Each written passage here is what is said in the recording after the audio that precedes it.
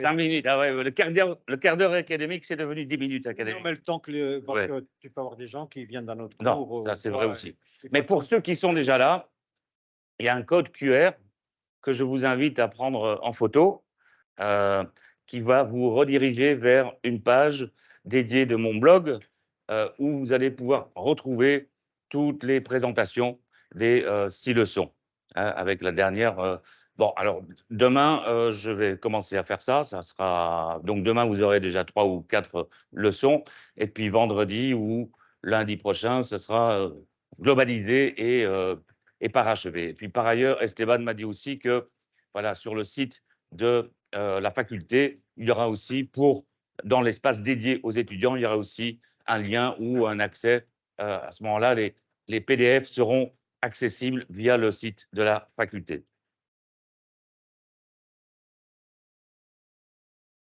Voilà, en attendant les derniers, bon voilà la petite image d'aujourd'hui puisqu'on m'a posé une question hier sur les images mise en exergue, voilà, celle d'aujourd'hui, c'est un dessin, intégré, enfin c'est Banksy qui a fait ça, donc il y a à la fois un clin d'œil par rapport aux gilets jaunes, dont on parlera aujourd'hui, mais aussi une sorte de de référence à cette méta-référence dont on va parler aujourd'hui aussi, à savoir ce mot d'ordre, hein: «Travailleurs de tous les pays, unissez-vous».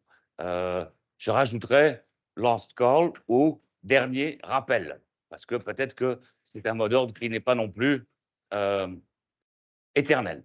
Bon, donc voilà, hier, on a quand même continué à discuter jusqu'à 8h15.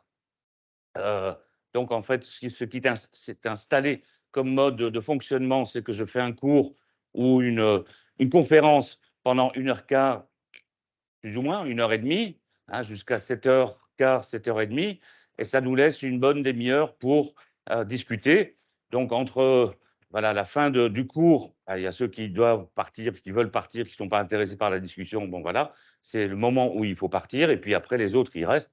Hier, on est quand même resté jusqu'à 8h15, on était quand même une bonne trentaine, quarantaine, à continuer la discussion. Donc ça veut dire que, bon, il y a quand même des choses qui vous intéressent et que c'est pas seulement un cours comme ça, parmi d'autres. Est-ce que je commence? Tu donnes le signal, Esteban? Je ne sais pas où est-ce qu'il s'est assis, lui. Ah, on on commence? On commence. Bon, donc voilà, hier, le cours portait sur l'État, question délicate et compliquée. Enfin, ce qu'il faut retenir du cours de hier, c'est que, voilà, l'État, bah, il est là et c'est pas forcément le nôtre. Bon, en même temps, on l'a connu pendant 30, 40 ans comme un acteur institutionnel qui était enclin ou qui était capable de faire des concessions, des compromis, de créer un cadre avec des droits sociaux, une protection sociale, heu, disons un État qui pouvait se présenter de façon plus ou moins légitime comme représentant de l'intérêt général, hein, heu et puis responsable aussi du bien-être, de la population. On est passé de cet État-là à un État néolibéral, hein, à tendance ou disons, qui devenait de plus en plus autoritaire, ce qu'il est un peu devenu aujourd'hui.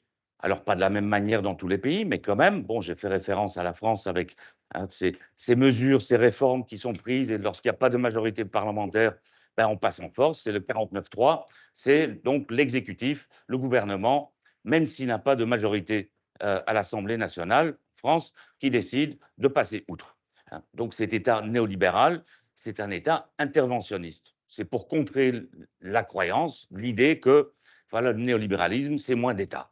En fait, non, le néolibéralisme, c'est peut-être même plus d'État, mais un autre État.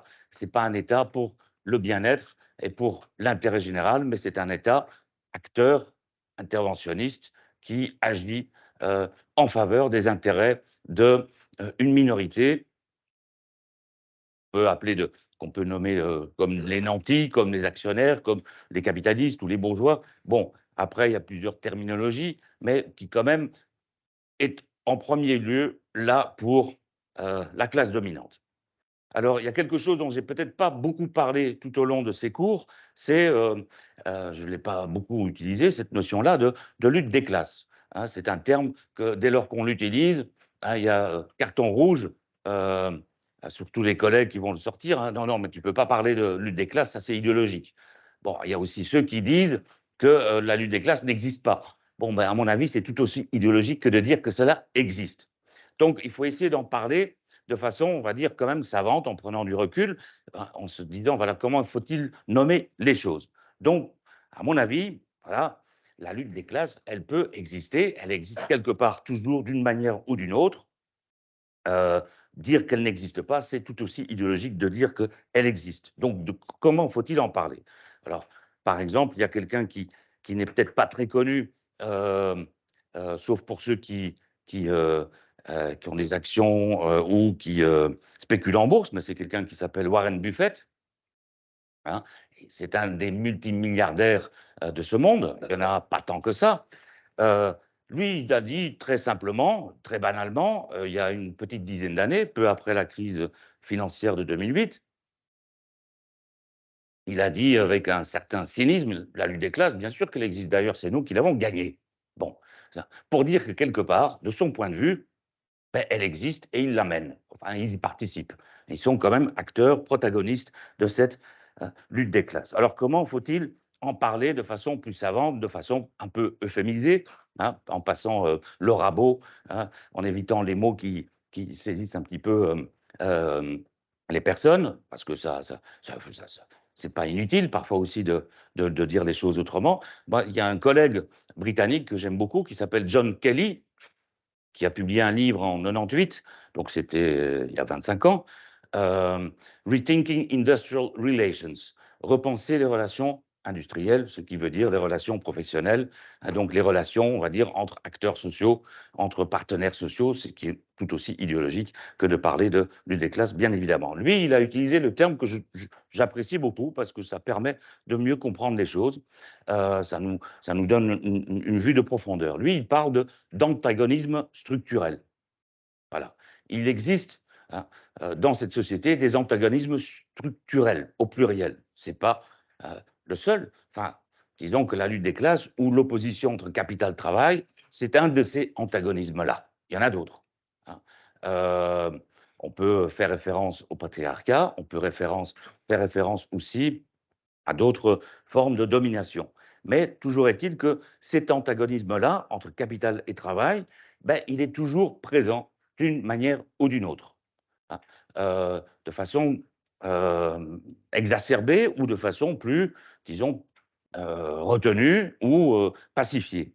Euh, Derrière cette notion de conflit d'intérêts, enfin d'antagonisme structurel, il y a la compréhension qu'il existe un conflit d'intérêts entre capital et travail, que ce qui est dans l'intérêt du capital, c'est pas forcément dans l'intérêt du travail. Ce qui est dans l'intérêt du capital, c'est de faire travailler les gens davantage pour le même salaire, donc ils y gagnent, hein, ou de les faire travailler autant, mais pour moins de salaire, ou une combinaison des 2. Et du point de vue du travail, ce qui est de l'intérêt du travail vivant, hein, parce qu'il y a aussi le travail mort, c'est les machines, mais disons, ce qui est de l'intérêt des travailleurs, c'est de euh, travailler le moins possible pour le salaire qui est rétribué, ou de peut-être obtenir une augmentation salariale pour la même prestation de travail. Donc, il y a toujours une sorte de négociation, d'arbitrage, de tension aussi entre le salarié, entre l'employeur et l'employé, entre les travailleurs et le management. Donc, cette idée-là de conflit d'intérêts, ça me semble assez euh, euh, intéressant parce que ça nous permet de comprendre que les réalités ne sont pas posées, pacifiées, mais qu'elles sont toujours sous tension. Euh, et comme le disent, alors là, ce n'est pas des collègues sociologues ou politistes, mais comme le disent des collègues et des camarades syndicalistes britanniques, pour eux, la lutte des classes, bien sûr qu'elle existe toujours, hein. Elle a toujours existé, elle change de forme, de manifestation, de mode d'expression, mais pour eux, hein, c'est un peu comme un match de foot qui se termine jamais. Alors, ça reprend, ça recommence avec euh, d'autres joueurs, un autre coach. Les équipes sont pas forcément les mêmes, c'est pas forcément le même terrain de jeu. Et puis parfois c'est un conflit triangulaire, c'est-à-dire que c'est plusieurs acteurs en même temps. parfois c'est aussi voilà, le camp du travail qui joue contre son camp, c'est-à-dire qui marque des buts contre son camp ou qui se laisse faire. Donc, c'est simplement cette perspective-là qu'il faut avoir, c'est qu'il y a une tension qui est quelque part toujours là. Alors, une fois que j'ai dit cela, en guise d'introduction, commençons par voilà, la notion qui est la plus usitée, la plus utilisée en sciences politiques, en sociologie, c'est de parler de conflictualité sociale. Hein. Donc, euh, en admettant il en existe plusieurs,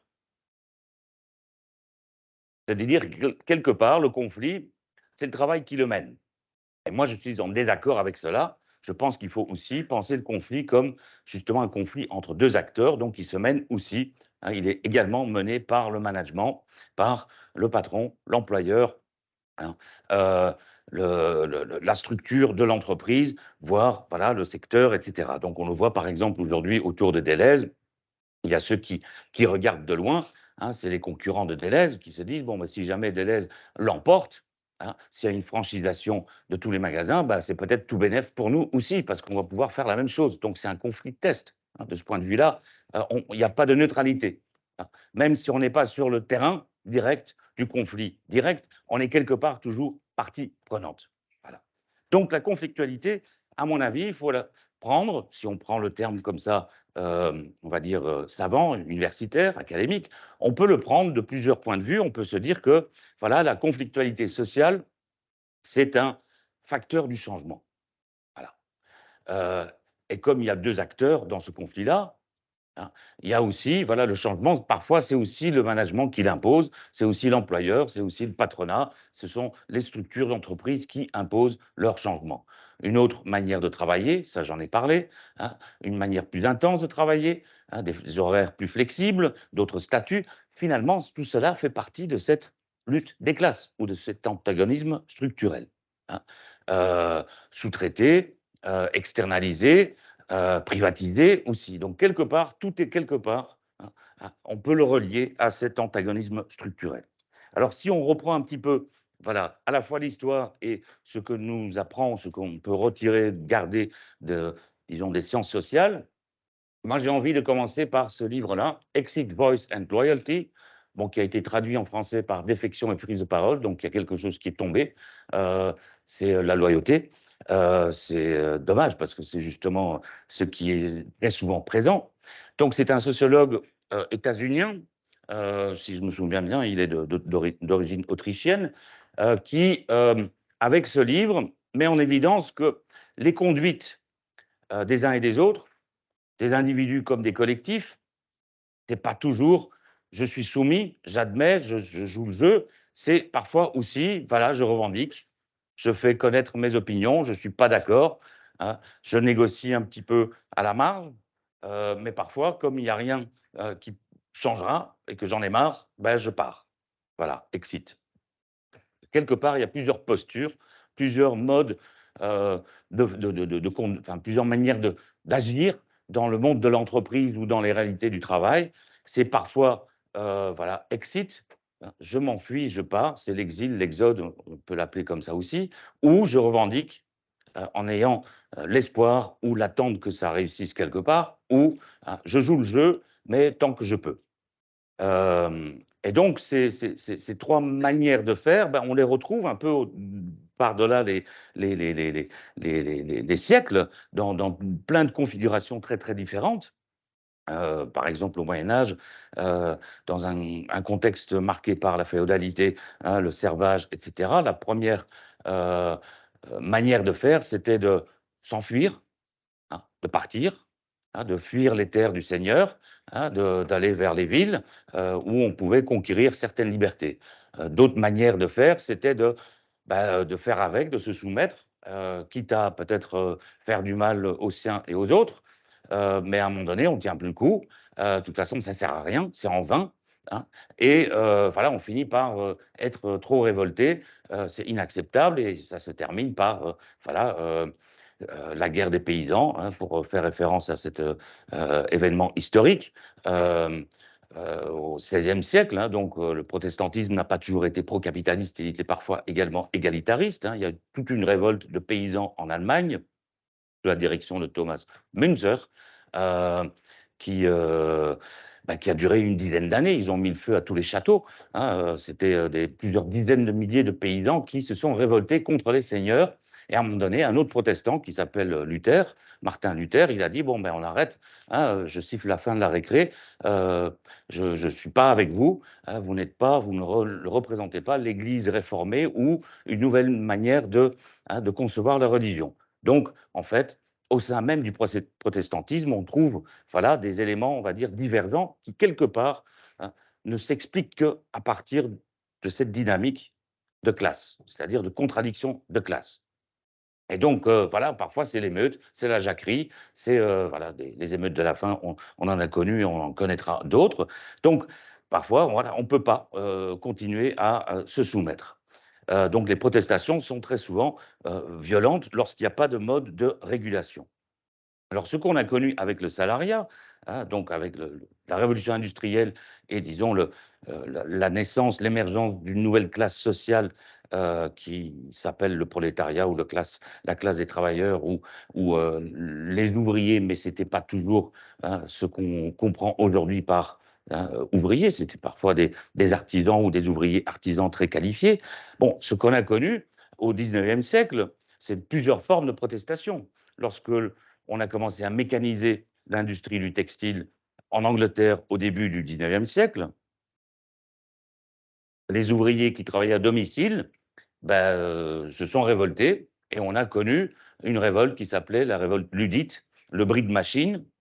Ils ont voulu détruire les machines qu'on installait hein, dans des petites manufactures parce que voilà, ça leur prenait leur revenu, leur emploi. Hein. Leurs conditions de vie étaient directement menacées. Bon, ça n'a pas marché, ça a duré quand même une dizaine d'années, c'était un peu comme une guérilla, hein, sous la direction du général Ned Lodge, qui n'existait pas, hein, c'était une figure inventée, imaginaire, mais ça a duré facilement une dizaine d'années. Et comme se sont rendus compte que, en fait, le sabotage, le bris de machine, une sorte de lutte de guérilla semi-armée, ça ne servait pas. Ils se sont dit, il faut s'y prendre autrement. Donc, on va s'organiser et on va former les premiers noyaux syndicaux et on va mener, au lieu de mener une lutte ouverte qui devient très vite violente, on va mener une lutte constante, mais avec ce qu'on a comme force, à savoir, on, a, on est détenteur de notre force de travail et on va négocier hein, euh, notre engagement, notre implication au travail, notre prestation de travail. Et donc, voilà, on a plusieurs pays où cela apparaît plus ou moins au même moment, début du 19e siècle, où en fait, la grève est inventée. On invente la grève, et c'est la grève qui va inventer les syndicats. Ce n'est pas les syndicats. Aujourd'hui, on se dit, voilà, il n'y a pas de grève sans syndicat. C'est tout à fait faux. Mais enfin, bon, à l'époque, hein, en fait, c'est la grève qui précède l'action syndicale. C'est la grève, c'est de dire non, on ne travaille plus, on arrête le travail, on dépose les outils, on n'est pas d'accord, mais on est quand même là. Et on ne s'enfuit pas, hein, et on ne casse pas les machines, simplement on refuse de travailler. Donc vous avez besoin de nous, comme quelque part on est aussi dépendant de vous. Donc cette relation capital-travail, c'est aussi une relation d'interdépendance, une relation asymétrique, mais c'est quand même une relation où les uns ont besoin des autres. Donc ça donne ça donne un effet levier. On peut quand même négocier des choses, ou on peut revendiquer des choses dans un premier temps. Donc il y a des pays où, quelque part, c'est par la grève que le syndicalisme va naître. D'autres pays, comme la France, c'est pas pareil. C'est en fait différemment que les choses se développent. En France, on invente les bourses du travail. Alors, lorsqu'on parle de la bourse aujourd'hui, on se dit, oh là là, c'est très capitaliste, hein, c'est de la spéculation, c'est le monde de la finance. Ben, au 19e siècle, les bourses du travail, les premiers syndicalistes ou les premiers militants syndicaux et ouvriers, ils inventent les bourses du travail. De quoi s'agit-il? Ben, ils se mettent d'accord entre eux, ce sont des ouvriers qualifiés, ils ont un savoir-faire, c'est des professionnels, ils touchent leur bille, entre guillemets. Ils se disent, bon, ben, on fait la liste des patrons pour qui on ne veut pas travailler. Voilà. Donc, ceux qui payent mal, qui nous maltraitent, etc., on n'y va pas. Donc, la bourse du travail, c'est la liste noire des patrons, en gros. Hein. Et puis, on se met d'accord aussi sur le tarif, forcément. Mais en fait, c'est pas par la grève que le syndicalisme va naître, c'est par le refus du travail ou le refus d'un certain travail sous-rémunéré, hein, avec des conditions de travail qui sont inacceptables de leur point de vue, hein, parce qu'il y a une fierté professionnelle, il y a un savoir-faire. Bon, donc on a déjà au 19e siècle plusieurs formes de conflits qui se manifestent. Disons comme j'accélère un petit peu. Après la Première Guerre mondiale, le syndicalisme va vraiment se manifester pour la première fois. Bon, c'était déjà le cas fin du 19e en Belgique, en Allemagne, en Angleterre, bien évidemment, mais disons qu'après la Première Guerre mondiale, on a vraiment une structuration collective qui est beaucoup plus conséquente et qui donne lieu à des grèves de secteurs, donc de certains métiers ou de certains secteurs d'activité. Alors, qu'est-ce que fait le patronat face à cette activité gréviste ou cette activité syndicale? Ben, d'abord, ils essayent quoi? C'est la répression, donc les met dehors. Euh, le lockout, c'est ce qui se passe notamment aux États-Unis, c'est-à-dire, ah, vous faites grève, bon, on va chercher les briseurs de grève, les jaunes, c'est-à-dire ceux qui sont prêts à travailler pendant que vous faites grève. Donc, évidemment, ça durcit, hein, la situation. Donc, parfois, ça dégénère, mais disons que la répression, ben, ça dure, ça dure, ça dure, mais ça ne marche pas sur la durée. Donc, la répression, c'est une impasse. Donc, if you can't beat them, hein, try to join them, ou essayons de les assagir, de les pacifier, essayons de reconnaître l'action syndicale en la limitant, en limitant le champ d'action. Donc, on commence à voir, en Belgique par exemple, les commissions paritaires dans les années 20. On n'a pas de présence syndicale dans les entreprises. On n'a pas de délégué du personnel, il n'y a pas d'institution représentative du personnel, il n'y a rien de tout ça, mais enfin, il y a quand même, on va se dire, des commissions paritaires par secteur. Parce que les patrons, entre eux, ils se disent, bon, si moi je cède, parce que j'ai envie voilà, que le carnet de commandes soit réalisé, ben, peut-être que mes concurrents vont en bénéficier. Parce que si moi je cède, après, voilà, mes produits vont être plus chers. Ou bien moi, je vais moins gagner d'argent. Donc, quelque part, la grève pousse les patrons à s'entendre entre eux. Ah, parce qu'évidemment, les syndicalistes de l'époque, ils avaient quand même un petit peu compris, les choses aussi. Ils se sont dit: «Ben, d'abord, on prend soit on prend le plus fort et si on gagne contre le plus fort, les autres, ils vont suivre, ils vont céder. Soit on procède, inversement, donc on gagne ici puis là, donc ça fait tache d'huile et donc finalement, petit à petit, hein, ils vont tous céder». Et donc, dans l'intervalle, ils se sont dit, les patrons, bon, ben, on ne va pas céder les uns après les autres, parce que là, on ne sait pas où ça se termine, il vaut mieux céder plus vite, hein, et concéder quelques augmentations, et puis se dire, bon, ben, maintenant, c'est signé, il y a une convention collective, donc on arrête les frais, et donc il y a une clause de paix sociale, par exemple. Ben, la convention collective, elle vaut pour 2 ans ou 3 ans, et donc tant qu'elle court, tant qu'elle a une durée euh, voilà, bah, tant que cette convention collective, elle est applicable, bah, il n'y a pas d'autres grèves ou d'autres revendications salariales qui sont négociables. Donc, on ferme, hein, les négociations. Donc, d'une certaine manière, voilà, le rapport de force fait que les patrons commencent à s'entendre entre eux. Après la Seconde Guerre mondiale, là, c'est une période, on va dire, où le mouvement ouvrier, le mouvement syndical est plutôt à l'offensive, hein. Il a un rapport de force favorable aussi parce qu'il faut reconstruire le pays, notamment, et parce que, disons, le climat politique s'y prête aussi. Donc, on a dans beaucoup de pays des concessions structurelles. On va dire que voilà, les employeurs, le patronat, ils acceptent le fait syndical, mais à une condition. On veut bien vous reconnaître comme interlocuteur, ce qui n'était pas le cas auparavant, puisqu'ils privilégiaient soit de la répression, soit des syndicats jaunes ou des syndicats maison, hein. Non, non, on discute qu'avec vous, mais pas avec vous, hein, ce genre de jeu. Après la Seconde Guerre mondiale, ils se sont dit: «Bon, ben, quand même, si on veut, heu, pacifier tout ça, il faut peut-être reconnaître les syndicats, mais il faut aussi leur demander, il faut exiger d'eux qu'ils arrêtent de revendiquer n'importe quoi». Donc, voilà, les revendications, ça ne concerne que les salaires, éventuellement un peu les conditions de travail, hein, mais ça ne concerne pas l'organisation du travail. C'est nous les propriétaires des moyens de production, donc là-dessus, vous la fermez, hein. Donc forcément, voilà, il y a un périmètre de négociation qui existe parce que, voilà, les interlocuteurs, hein, qui se retrouvent en face à face, bah, du côté des employeurs, du patronat, on va dire qu'il y a des choses dont Ils veulent bien discuter, négocier, signer éventuellement un accord, mais d'autres choses, absolument pas. Donc tout ce qui est chassé de l'action syndicale, c'est en fait les questions d'organisation du travail et aussi, derrière cela, bah, qu'est-ce qu'on produit, comment on le produit en partie, hein, mais surtout, voilà, quelles sont les finalités de cette production. Donc, même si dans les statuts de la FGTB, je pense que c'est l'article 1, on dit toujours que, voilà, l'objectif de la FGTB, c'est quoi? C'est l'abolition du salariat, hein. Pratiquement parlant, bah, d'une certaine manière, on dit que voilà, c'est un objectif, c'est un horizon, mais comme l'horizon, bah, c'est une ligne là-bas et on ne sait pas quand on va l'atteindre. Donc, on ne le lâche pas complètement, mais c'est quand même une question qui disparaît un petit peu, hein, du champ d'action. Alors, je continue. Euh, nous en arrivons dans les années 60. Alors cette période-là, elle est assez, intéressante, elle est assez, originale, assez unique dans l'histoire. C'est une période où on connaît une activité gréviste fort intense dans la plupart des pays de l'Europe de l'Ouest et même, y compris, aux États-Unis. Même si là-bas, les syndicats ont été complètement, d'abord nettoyés, purifiés, hem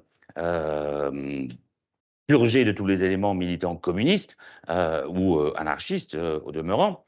Mais toujours est-il que quand même dans cette période, on est dans une période de plein emploi, hein, les années 60, plein emploi masculin, je suis d'accord, mais cette période, elle est favorable au mouvement syndical euh, et on peut dire que de la même manière que la jeunesse se révolte sur les bancs de l'université contre l'autoritarisme, le système mandarinal, euh, et on va dire aussi un système qui est quand même très masculin et très autoritaire, hein, que la jeunesse, elle est d'une certaine manière, elle a une soif de liberté et de et d'insouciance et bon, c'est vrai qu'il y a la société de consommation, mais c'est aussi vrai que la société est toujours structurée de façon très verticale. Et donc, on a, c'est vrai, dans tous les pays, une sorte de, un vent de révolte du côté de la jeunesse. Mais c'est la même chose du côté du monde ouvrier ou du mouvement, du monde des travailleurs. On a beaucoup de refus, hein, de travailler dans un système taylorien où le travail est abrutissant, répétitif, où il y a toujours les petits chefs qui font valoir leur pouvoir, avec tous les abus qui vont avec, un système de travail qui est finalement pas si efficace que ça. Donc, on a le sentiment de perdre sa vie à la gagner. Donc, il y a beaucoup d'ouvriers qualifiés ou non qualifiés, c'est le cas notamment en Italie, qui se révoltent contre le taylorisme, contre un système de travail euh, extrêmement autoritaire, vertical et pas toujours efficace. Euh, mais on a aussi des mouvements de grève interprofessionnels où on a aussi des révoltes sociales de grande ampleur. On a connu 60-61 en Belgique, hein, c'est une grève générale qui a duré près de 2 mois et demi, 3 mois, surtout en Wallonie et à Bruxelles, mais pas seulement. Bon, contre un plan d'austérité, un peu un néolibéralisme avant la lettre, mais toujours est-il qu'il y a eu quand même dans l'après-guerre des périodes d'explosion sociale assez phénoménales, hein, parce que quand il y a une grève générale, ce n'est pas la même chose qu'une grève interprofessionnelle de 24 heures. En gros, on ne sait pas quand ça se termine. On s'engage dans un rapport de force, dans une épreuve de force, et on ne sait pas ni quand ni comment ça va se terminer, hein. Avec peut-être un compromis, surtout si on peut encore l'obtenir ou si on peut encore voilà, concéder des choses sans trop perdre la face, mais parfois aussi avec un vrai clash où c'est soit l'un qui perd, soit l'autre qui perd. Donc, soit l'un qui gagne, soit l'autre qui gagne. Donc, ça veut dire que c'est un conflit très dur.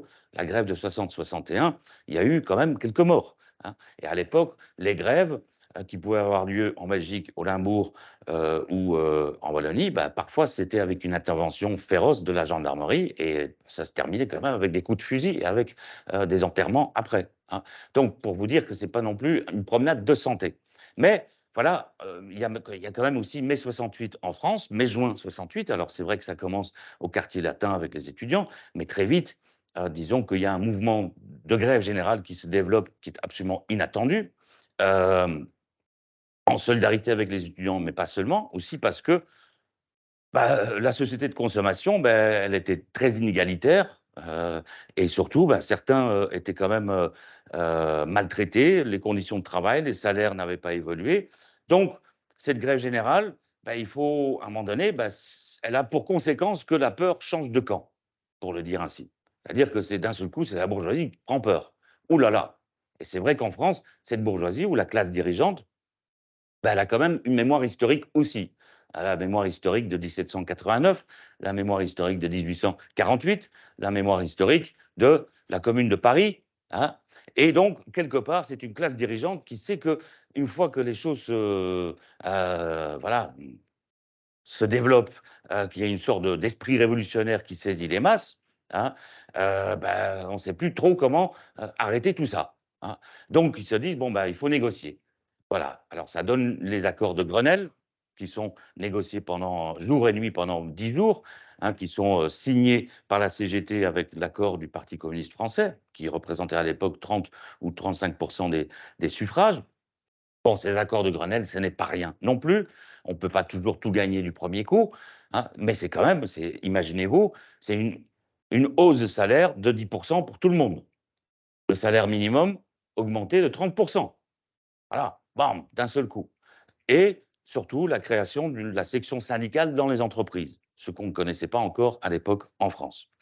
En Belgique, on a connu pendant cette période-là aussi toute une vague de grèves, un peu d'insubordination gréviste dans les grandes entreprises, à Bruxelles aussi, Citroën, Michelin, mais aussi en Wallonie, mais aussi en Flandre, la Flandre qui s'est industrialisée un peu tardivement en dehors du port d'Anvers, du secteur du textile à Gand et à Lost.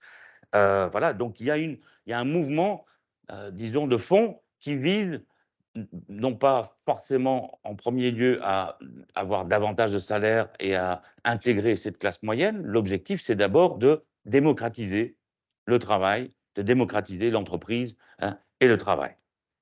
En Grande-Bretagne, il y en a aussi. Donc les statistiques que vous voyez ici, c'est les journées individuelles non travaillées fois 1000. Donc on est à près de, voilà, vous rajoutez les 3 zéros, on est à plusieurs millions, hein, on a 30 millions de jours individuels non travaillés, hein, en 79, on est à 25 millions en 73. Donc la Grande-Bretagne, c'est quand même un pays où, dans les années 70, vous avez réellement un mouvement d'ampleur, hein, euh, c'est assez incroyable, mais enfin, qui faisait peur, disons, à la classe possédante, à la classe dirigeante, parce qu'ils ne savaient plus comment faire. Parce que non seulement il y avait des grèves, mais il y avait aussi du turnover. Le turnover, c'est une notion qu'on retrouve dans la littérature managériale, surtout celle des ressources humaines. Ça signifie quoi? Ça signifie le taux de turnover, c'est le nombre de salariés qui disent ciao, hein, je reste pas. Donc c'est exit. Ça fait référence à ce que je disais en premier lieu. Donc on avait beaucoup de grèves et on avait énormément de monde qui, ne, qui partait, qui cherchait un autre employeur, hein. En France, par exemple, peu avant 68, le turnover chez Renault et Citroën, c'était quoi? 40 ou 50. C'est un sur 2. Bon, donc voilà, il fallait trouver de la main-d'œuvre. Donc c'est normal peut-être que, dans cette situation-là, soit il faut faire des concessions et il faut effectivement changer le travail, démocratiser l'entreprise, soit il faut aller chercher la main-d'œuvre ailleurs. Donc ça signifie quoi? Faire travailler, un, les femmes, deux, les paysans, trois, les immigrés des colonies. Ce que le patronat français a su faire de façon admirable, à sa manière. Bon, donc on passe, maintenant dans les années 80. Qu'est-ce qu'on a connu dans les années 80? Ça fait un peu référence à ce que j'expliquais hier et la semaine dernière. C'est un reflux des grèves. Voilà. On a eu, très vite, d'abord en Grande-Bretagne, une épreuve de force avec la grève des mineurs qui a duré 1 an, hein, où la quasi-totalité des mineurs des charbonnages, et il y en avait quand même plus de 130 ou 140 000 à cette époque-là, font grève. Une petite minorité hésite ou s'y refuse. Thatcher, pour elle, ce qui compte, c'est de prendre sa revanche sur la défaite qu'ils ont subie dans les années 70. Dans les années 70, les mineurs ont fait tomber un gouvernement conservateur à eux tout seuls. Ce n'est pas une grève générale, c'est les mineurs tout seuls. Ils ont fait grève pendant 2 semaines, 3 semaines, 4 semaines. Et le gouvernement, je pense que c'est le gouvernement Heath, Edward Heath, en 74 ou 75, bah, ils ont dit, bon, ben, on lâche l'affaire. Voilà, on rend notre tablier, élection anticipée, comme ça arrête les frais. Donc, évidemment, les conservateurs, la bourgeoisie anglaise, ils se sont dit, ils avaient soif de revanche. Donc Thatcher, elle est arrivée au pouvoir avec ce programme-là. Il faut leur casser les reins, hein. C'est comme ça dans une classe de récré. Vous prenez le plus méchant dans la cour de récré, vous lui distribuez des baffes, et puis après, c'est vous le caïd de la cour de récré. Ah ben donc, c'est dans un affrontement direct de cette nature-là que Thatcher s'est dit, la seule manière de s'en sortir, c'est d'imposer une défaite. Voilà, une défaite en race campagne. Et donc, ça a duré un an. Hein. Avec des histoires, enfin, c'est presque un roman. Il y a eu des romans qui ont été écrits là-dessus, enfin, de fiction, mais en même temps très documentés. Donc, c'est une véritable épreuve de force. À un moment donné, il y avait 2000 mineurs qui étaient en prison. Ils ont saisi les caisses de grève. Hein, parce que voilà, la consultation interne n'était pas suffisamment légale, etc. Donc, il y a eu toute une série d'épisodes. Il y a tout un mouvement de solidarité européen où, parce que les mineurs n'avaient plus accès à leur caisse de grève, c'est les syndicats européens qui ont amené les fonds. Il y a eu des morts. Euh, voilà. Donc, à un moment donné, Thatcher, elle parlait de l'ennemi intérieur. Donc, voilà, l'ennemi intérieur, c'est les syndicats. Donc, à un moment donné, ils sont rendus compte, en 85, qu'ils avaient perdu la partie. Hein. Ils étaient désespérés et donc ils ont décidé de reprendre le travail. Très vite, ce qu'elle a décidé dans la suite, c'est de restreindre les libertés syndicales, c'est-à-dire d'imposer des règles, ce qu'elle avait déjà un peu fait en 82. Hein. D'abord, en 82, la décision qu'elle avait imposée, c'était que euh, les piquets de grève de solidarité sont interdits. Donc, si vous faites grève, ben, vous faites grève, mais vous ne pouvez vous manifester un piquet de grève que devant votre propre entreprise, votre propre employeur. Donc, pas de piquet volant, pas d'action de rue, pas de solidarité possible de cette manière-là. En 1990, c'est quand même assez tard, elle va abroger le closed shop. Il faut savoir qu'en Angleterre, jusqu'en 1990, tu veux trouver un emploi, il faut d'abord prendre ta carte syndicale. C'est-à-dire que voilà, le syndicat, il a un contrôle aussi sur les embauches. Hein. Ce n'est pas le DRH, ce n'est pas le service du personnel. Bien sûr qu'il faut être qualifié, bien sûr qu'il y a une vérification de son savoir-faire, enfin, du savoir-faire technique, mais sans carte syndicale, on n'a pas de possibilité d'entrer dans une entreprise. Donc le closed shop, le fait que voilà, l'accès au travail est quelque part réglementé aussi par le syndicat, et par un seul syndicat, pas 15, hein, ben, c'est abrogé en 1990. Et puis en 1992, s'impose une réglementation de consultation par écrit, donc pas une assemblée générale où on vote qu'on fera grève ou non, hein, pour donner un préavis. Non, non, une consultation écrite à domicile, il faut répondre avec un huissier, etc. Donc, la liberté de grève, les libertés de grève, le droit de grève est strictement réglementé en Grande-Bretagne suite à cette défaite. Ce qui veut dire que quelque part, lorsqu'on appréhende la question de la conflictualité sociale, il faut l'appréhender aussi dans sa trajectoire. Il y a un cycle de victoire, parfois il y a un cycle de défaite. Hein. Et donc c'est comme ça. En même temps, voilà, il y a un reflux de grève aussi parce qu'il y a une désindustrialisation, parce qu'il y a des nouveaux secteurs d'activité comme le tertiaire, les services, hein, qui sont très féminisés, les femmes qui ne sont pas syndiquées, aussi parce que les syndicats sont très masculins et dirigés par des hommes, avec des styles de direction et de fonctionnement qui sont forcément marqués aussi par leur masculinité, donc des rapports de pouvoir, etc. J'en passe, je résume, j'avance.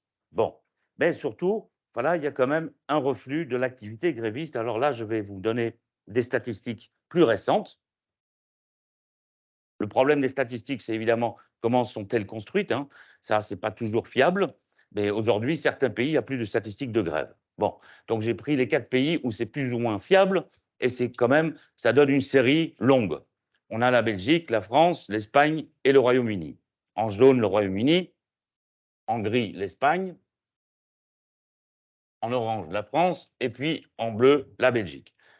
L'indicateur qui est le plus pertinent, je pense, c'est les journées non travaillées par tranche de 1000 salariés.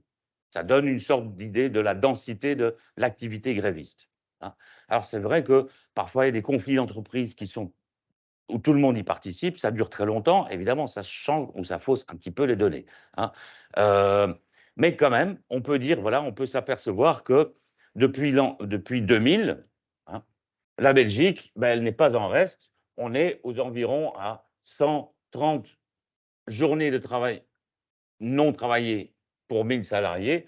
On monte à 200 et puis on remonte ici en 2014. Voilà. Donc c'est en dents de scie. Voilà, c'est en dents de scie.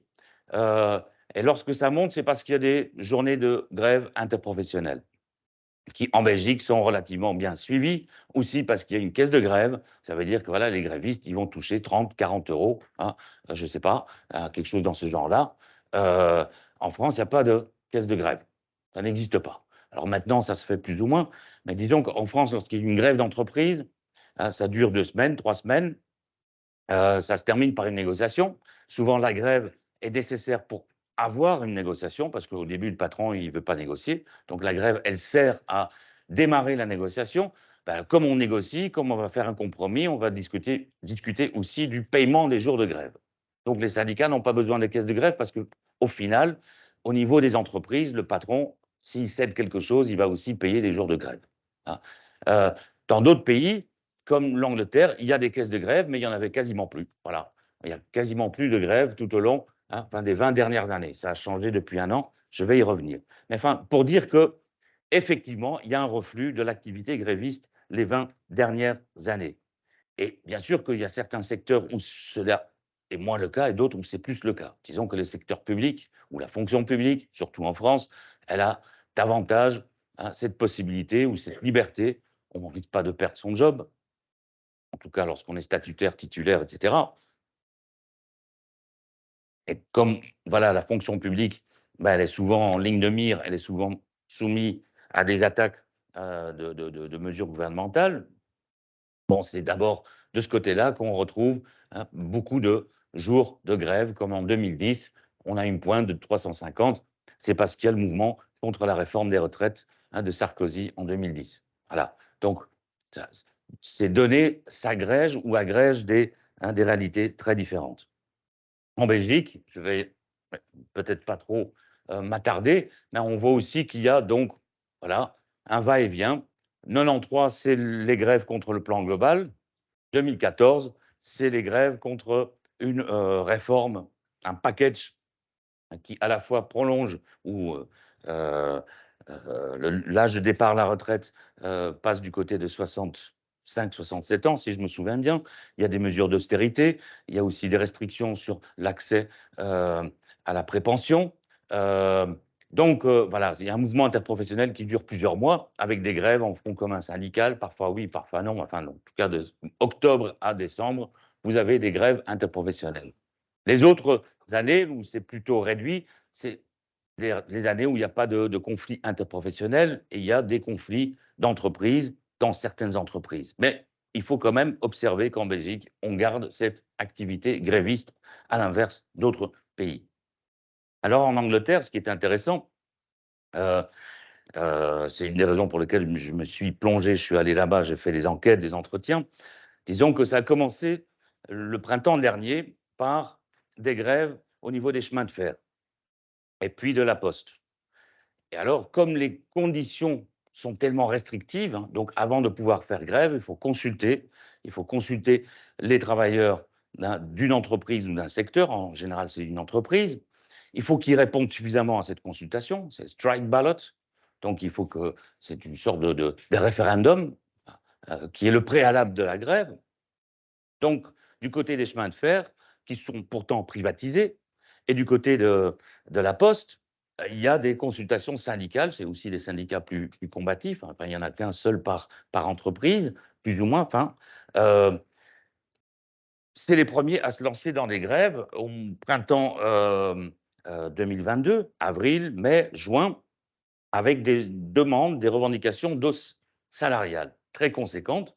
Mais ça, c'est évidemment lié aussi au contexte britannique, qui est celui d'une inflation euh, hors contrôle. Disons que nous, on commence à se rendre compte à ce moment-là que l'inflation, c'est 6, 7, 8%, hein, après la pandémie, après voilà, les désorganisations dans les chaînes de valeur, mais aussi voilà, le choc énergétique, ben, il se met en place avec la guerre en Ukraine, hein. Donc, d'un seul coup, on a quand même une hausse des prix qui est assez conséquente au printemps 2022. Mais en Belgique, on a un taux d'inflation de 8%, 9%. En Grande-Bretagne, au printemps de l'année passée, on dépasse déjà les 10 hein. C'est aussi parce que, voilà, c'est le Brexit, on en a parlé hier, hein. C'est aussi, voilà, un contexte insulaire. C'est aussi une économie qui doit tout importer, il n'y a plus d'industrie, donc tout coûte beaucoup plus cher et puis, par ailleurs, voilà, il y a des pénuries de personnel, notamment pour les chauffeurs, hein, de poids lourds, avec le Brexit. Donc un manque de chauffeurs, à un moment donné,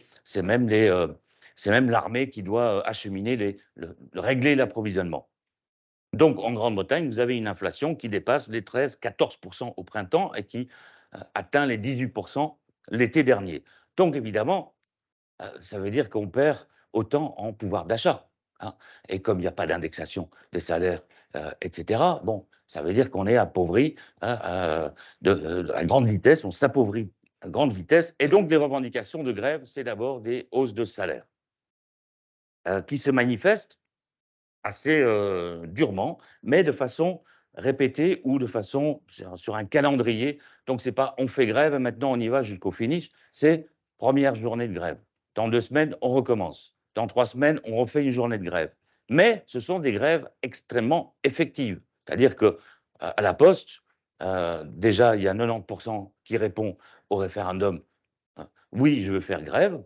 Hein, je suis favorable à la grève, mais lorsque le jour de grève arrive, ben, vous avez un taux de participation qui est analogue. C'est-à-dire que c'est aussi 85 ou 90 de grévistes, hein, ce qu'on n'arrive plus à obtenir ou à réaliser en France. Hein, en Belgique, ça dépend un petit peu les situations, mais quand même. Donc, vous avez un taux d'engagement dans la grève qui est très élevé. Et puis, c'est là où je me suis dit, il faut que je fasse une enquête là-bas. Le mois d'août 2022, vous avez une série de grèves sauvages chez Amazon. Hein, il y a au moins une dizaine de dépôts où il y a des débrayages, les uns après les autres. Ça dure une dizaine de jours, alors qu'il n'y a pas de syndicat, hein. Donc c'est quand même étonnant. Voilà, il n'y a pas de syndicat et c'est là où, hein, il y a grève et c'est des grèves sauvages, hein, ou des grèves spontanées. Pour des raisons que je ne vais pas détailler maintenant, on peut y revenir dans la discussion, mais disons que Amazon, ils avaient besoin de recruter beaucoup de monde après la pandémie. Ils ne trouvaient pas de personnel. Ils ont augmenté leur salaire d'embauche. Et puis, avec l'inflation, tout le monde s'est dit, tout le monde qui y travaillait déjà, oui, mais comme vous avez augmenté le salaire d'embauche, ben, il faut aussi augmenter le salaire de tout le monde, hein, au prorata, de façon analogue. Alors, c'est des petits salaires, hein, c'est quand même, c'est pas, c'est quoi? C'est 9 livres sterling par heure, de l'heure, hein, de 9 livres sterling, on passe à 10. Euh, donc, c'est des bas salaires. Et c'est un travail pénible, usant, et cetera. Donc vous avez des grèves qui durent plusieurs jours, mais qui ne sont pas des grèves classiques, hein, donc des grèves spontanées avec arrêt de travail sur le poste de travail. On va à la cantine, on refuse de reprendre le travail, mais il n'y a pas de négociation possible parce qu'il n'y a pas de concertation, il n'y a pas d'institution, de représentative du personnel. Et puis à l'automne, les grèves se prolongent, continuent du côté des dockers, hein, du côté du chemin de fer, du côté de la poste, mais aussi du côté des universités, notamment, ou des soins de santé. Et donc, voilà, je ne vais pas vous faire l'histoire détaillée, mais ce qui est intéressant d'un point de vue sociologique, si vous voulez, c'est le fait que ce pays qui n'a pas connu d'activité gréviste pendant 30 ans, c'est le pays où aujourd'hui on est ce qu'on m'a dit, on est à près de 3 millions de jours de grève, enfin de jours de travail, enfin de jours non travaillés au total. 3 millions, donc on est à un niveau très, très élevé. Ça veut dire que voilà, c'est un peu comme si on avait mis la lutte des classes au frigo, hein, ou l'activité gréviste au congélateur et d'un seul coup, quelqu'un a retiré la prise et puis voilà, ça s'est décongelé et puis c'est reparti comme auparavant. Ça veut dire que quelque part, il y a une mémoire, hein, collective ou une compréhension, on va dire, une conscience qui, qui s'est maintenue malgré tout, malgré le fait qu'il n'y avait pas de conflit de travail pendant 30 ans. En France, la situation est beaucoup plus, complexe, forcément. Ils aiment bien ça, les Français, ils ont raison.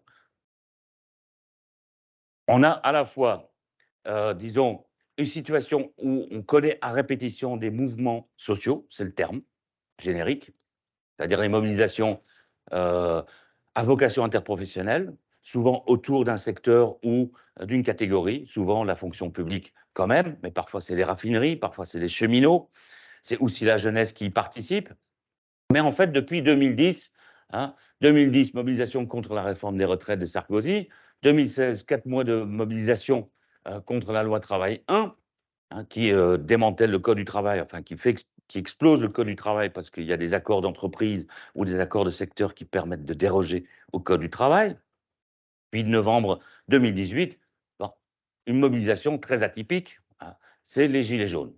Alors, beaucoup de syndicalistes se sont dit, oui, mais ça, c'est pas du tout, c'est pas de gauche, c'est réactionnaire, euh, c'est une jacquerie, c'est populiste, c'est une révolte antifiscale, hein. Alors, c'est vrai que Sarkozy il venait d'abroger l'impôt sur les grosses fortunes, d'une part, et puis il décide, pour des raisons écologiques, hein, d'augmenter, d'avoir une taxe sur le gazole, sur l'essence, mais qui signifie que dans les zones rurales, Macron.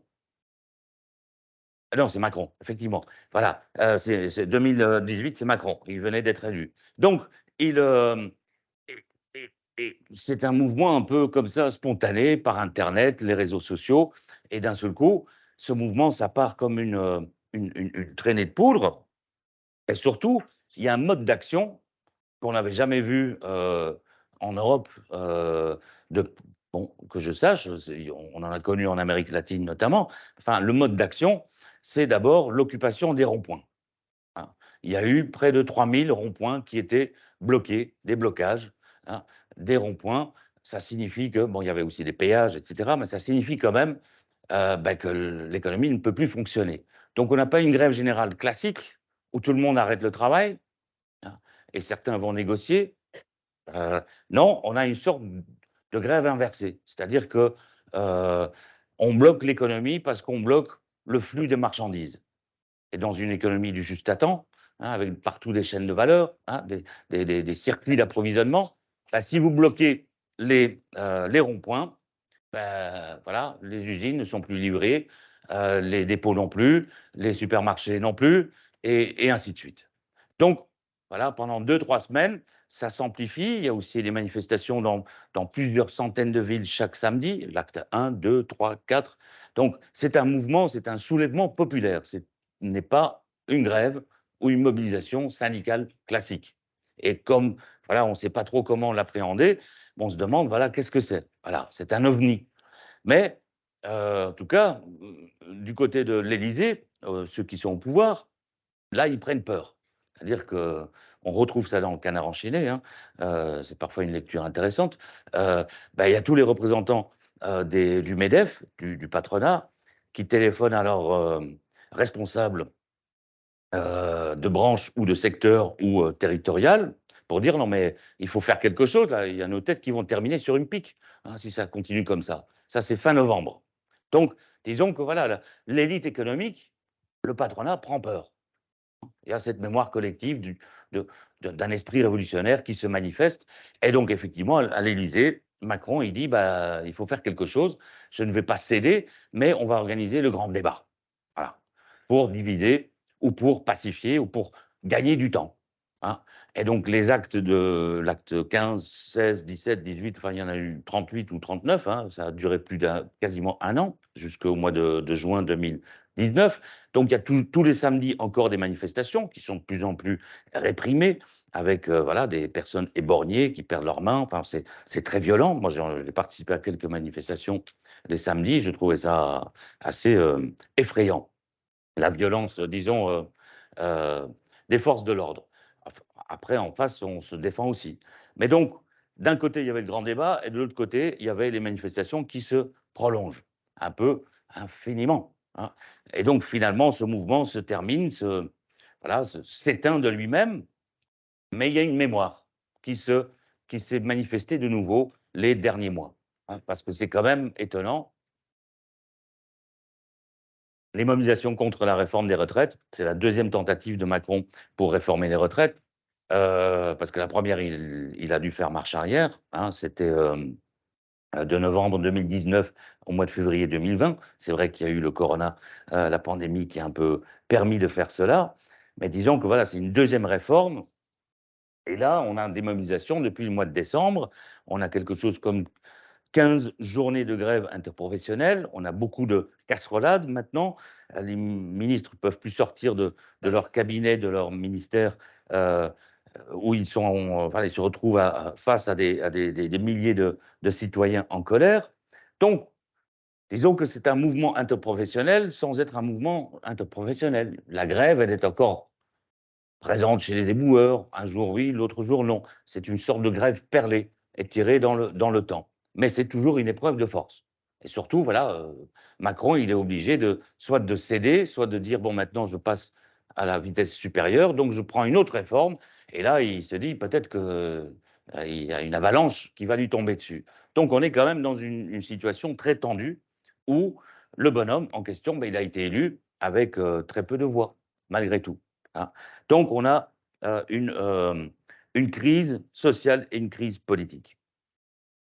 Lorsqu'on regarde un peu d'autres pays, on se rend compte que la conflictualité sociale, bah, elle prend aussi des visages, des formes euh, très variées, et qu'elle est parfois, elle se développe dans les secteurs où elle est très improbable, comme le personnel de cabine de Ryanair. On a connu ça, hein, au printemps dernier, plusieurs grèves, alors que voilà, ce sont des personnes qui sont, disons, on ne gagne pas grand-chose, les horaires sont très, très, très difficiles, euh, euh, il y a une sorte de dumping salarial euh, omniprésent, hein.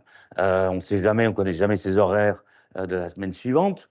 Euh, Lorsqu'on loge, voilà, entre un aller-retour entre, je ne sais pas, Athènes et Bruxelles ou voilà, une autre ville européenne. Bon, ça va quand on a 20-25 ans, mais après quelques années, on commence à se fatiguer. Donc, il y a des revendications et il y a une sorte de, voilà, de disponibilité à l'action gréviste qui se développe aussi parmi ceux qu'on pensait comme les moins enclins à la grève, disons les plus individualistes, hein, les plus crédules, hein, les plus euh, dociles. Donc c'est le cas chez Ryanair, mais par exemple les dockers à Hambourg, bon, qui gagnent plutôt bien leur vie, hein, c'est quand même un salaire annuel de 45 000 ou de 50 000 euros. Bon, là aussi, il y a eu des grèves spontanées, hein. Euh, le conflit de Deleuze, j'en ai déjà parlé, je ne vais pas m'étendre là-dessus, mais voilà, on peut observer que quelque part, hein, les 10 dernières années, on a en fait un regain de conflictualité sociale, mais sous des formes, hein, nouvelles. Soit c'est non régulé, non réglementé, c'est un peu sauvage, soit c'est inattendu, hein, soit c'est des secteurs où tout le monde se disait, bah, il y a que de l'individualisme, et pourtant il y a un esprit collectif, comme par exemple chez les coursiers, hein. Il y a quelque chose comme une centaine de collectifs parasyndicaux ou non syndicaux, mais enfin une centaine de collectifs de coursiers qui se sont formés les 5 dernières années en Europe, hein. Uber Eats, Deliveroo, Foodora, enfin, vous avez toute une série de plateformes. J'en ai parlé il y a 2 jours, le lundi. Et donc, voilà, ce ne sont même pas des salariés, c'est de l'auto-exploitation, c'est des indépendants, c'est des faux indépendants, bien sûr aussi. Mais donc, voilà, ils sont, pour eux, ils sont payés au lance-pierre, c'est pas grave, c'est pour un petit temps, ils font des études, c'est un revenu d'appoint, ou bien, lorsque ce sont des sans-papiers, c'est parfois le cas aussi, hein, c'est leur revenu principal, et ils sont obligés de vivre à 5 dans une pièce, hein, en se partageant 2 lits, parce que c'est comme ça qu'ils s'en sortent, hein, sinon ils peuvent pas envoyer d'argent à leur famille. Donc, on a à la fois des prolétaires surexploités, sans papier, et on a parfois aussi des étudiants qui se démerdent, se débrouillent avec ce genre de job-là. Mais les uns comme les autres se retrouvent dans des actions, hein, des mobilisations, des revendications, des pétitions, des blocages, etc. Donc ça signifie quand même que, voilà, on peut se dire que l'engagement collectif, l'action collective, la disponibilité pour agir collectivement existe toujours. Et d'ailleurs, lorsqu'on prend les choses par un autre bout, disons, on prend voilà, Google Maps, on prend les statistiques de l'OIT, hein, une vision plus générale, ben, on peut s'apercevoir que voilà, les grèves de masse ont manifestement opéré un retour. Entre 2010 et 2018, il y a eu en Europe 64 grèves générales. Bon, une grande partie était située en Grèce, mais quand même, c'est assez impressionnant. L'OIT qui essaye de compiler les statistiques a comptabilisé dans 56 pays près de 40 000 arrêts de travail. Grève, et leur définition, c'est une grève, c'est minimum un jour. Hein. C'est un arrêt de travail de minimum un jour. Donc 44 000 entre 2010 et 2019. En Chine, c'est pourtant le droit de grève n'existe pas. Ça n'existe pas. Au Vietnam, oui. Il y en a pas mal aussi. Mais en Chine, il y a eu près de 6 000 grèves pour les seules années de 2017-2019. Hein. D'ailleurs, les salaires augmentent en Chine. Et ils sont bien obligés de faire des concessions. Hein. Il y a eu également une vague de suicides chez Foxconn. C'est l'entreprise qui fabrique les iPhones pour Apple. Une vague de suicides, ben là, on parle de dizaines, vingtaines, en très peu de temps. Après, il y a eu des actions de sabotage. Et puis après, il y a des structures, des réseaux qui s'organisent et qui sont un peu, on va dire, des réseaux syndicaux, mais qui ne sont pas reconnus, qui ont organisé des arrêts de travail. Et tout ça grâce aux réseaux sociaux, grâce aux instruments de communication dont on peut disposer même dans un pays comme la Chine. Et donc, on a beaucoup de grèves, malgré tout. Et on a aussi autre chose qui inquiète beaucoup, disons, les cénacles du pouvoir, surtout du pouvoir économique. La Versic Maplecroft, c'est un cabinet conseil spécialisé dans l'analyse de risques. Alors, c'est tout type de risques. Mais pour eux, aujourd'hui, il existe une catégorie risques sociaux, troubles civils. Ils ont fait l'inventaire, ils ont observé que dans 47 pays, c'est un tiers de la totalité des États qui existent dans ce monde, dans 47 pays, il y a eu pour la seule année de 2019 des soulèvements, on va dire des mobilisations, des manifestations de type insurrectionnel, semi-insurrectionnel, en tout cas des mobilisations d'ampleur qui ont soit fait tomber le gouvernement, soit le gouvernement s'est enfui, soit ils ont fait marche arrière. Donc on l'a connu en Amérique latine, au Moyen-Orient, dans plusieurs pays africains, dans pas mal de pays d'Asie aussi. Donc pour eux, voilà, du point de vue, on va dire, de ceux qui conseillent la Banque mondiale et le FMI, il y a quand même il y a un souci. On n'est pas dans une situation d'accalmie sociale, de paix sociale, bien au contraire. Voilà. Et pour eux, il y a trois causes qu'ils identifient comme les causes de ces troubles civils. D'abord, il y a un groupe croissant de personnes qui sont démunies, marginalisées, et qui n'acceptent plus leur sort. Voilà, ça n'a pas de sens de continuer à ne rien faire ou à essayer de survivre. Donc, ce n'est plus supportable. Deuxièmement, les inégalités sont croissantes et il y a une baisse de niveau de vie qui est assez conséquente ou problématique pour la moitié inférieure de la population. C'est-à-dire la moitié inférieure de la population, elle voit ses conditions de vie se dégrader à toute vitesse. Et elle a compris aussi que, individuellement, ils ne vont pas pouvoir trouver une place dans l'ascenseur social. Il n'y a pas d'ascenseur social. C'est-à-dire qu'il y a d'autant moins d'ascenseur social que la classe moyenne est en train de se rétrécir aussi. Et troisième facteur, les gouvernements sont incapables ou peu désireux de changer cette situation. Ce qu'on connaît depuis quelques années aussi, c'est un regain du syndicalisme. Voilà, il y a quelques enquêtes aux États-Unis notamment, et on s'aperçoit que la jeunesse d'aujourd'hui aux États-Unis, c'est la génération Z, celle qui est née entre 1997 et 2010, 2012, je crois. En tout cas, dans cette génération-là, qui est un peu la vôtre, les syndicats sont très populaires, comme ils n'ont jamais été auparavant, même à l'époque, disons, des 30 Glorieuses, des baby boomers. Voilà, c'est 65% des répondants, et bon, c'est quand même des enquêtes très vastes, c'est plusieurs milliers de répondants de cette génération-là qui disent oui, il faut des syndicats, moi je suis prêt à me syndiquer, oui, c'est collectivement qu'on peut s'en sortir. Donc, ça veut dire que la légitimité du néolibéralisme, de l'individualisme néolibéral, il ne fonctionne plus vraiment.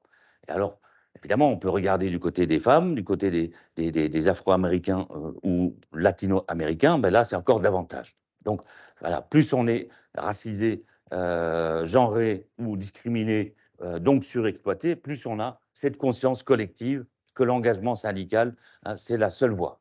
C'est la seule voie.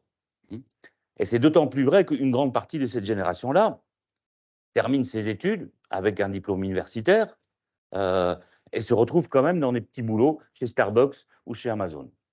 C'est-à-dire, même avec des études universitaires, il n'y a que ça, hein, qu'ils vont trouver. Et ils terminent leurs études criblés de dettes. Parce que les études universitaires aux États-Unis, il faut les payer. Donc, chaque année d'études, c'est 50 000 $. Donc, 3 années d'études, ben voilà, c'est 150 000 $ qu'il faut rembourser. Et on n'a toujours pas de job qui paye, qui donne une carrière ou qui donne une perspective. Donc, on ne peut même pas réfléchir, on ne peut même pas espérer pouvoir appeler son banquier pour, voilà, pour un emprunt. Donc, c'est cette jeunesse-là, hein, qui a milité pour Bernie Sanders, qui est très critique par rapport au capitalisme. Et donc, c'est des centaines de milliers de jeunes qui, aujourd'hui, en fait, sont très formés, très qualifiés et s'engagent dans l'action syndicale dans plusieurs entreprises, de Starbucks à Amazon aux États-Unis. Ce qu'on a aussi, et on s'y attendait peut-être pas, c'est le regain d'une critique du travail.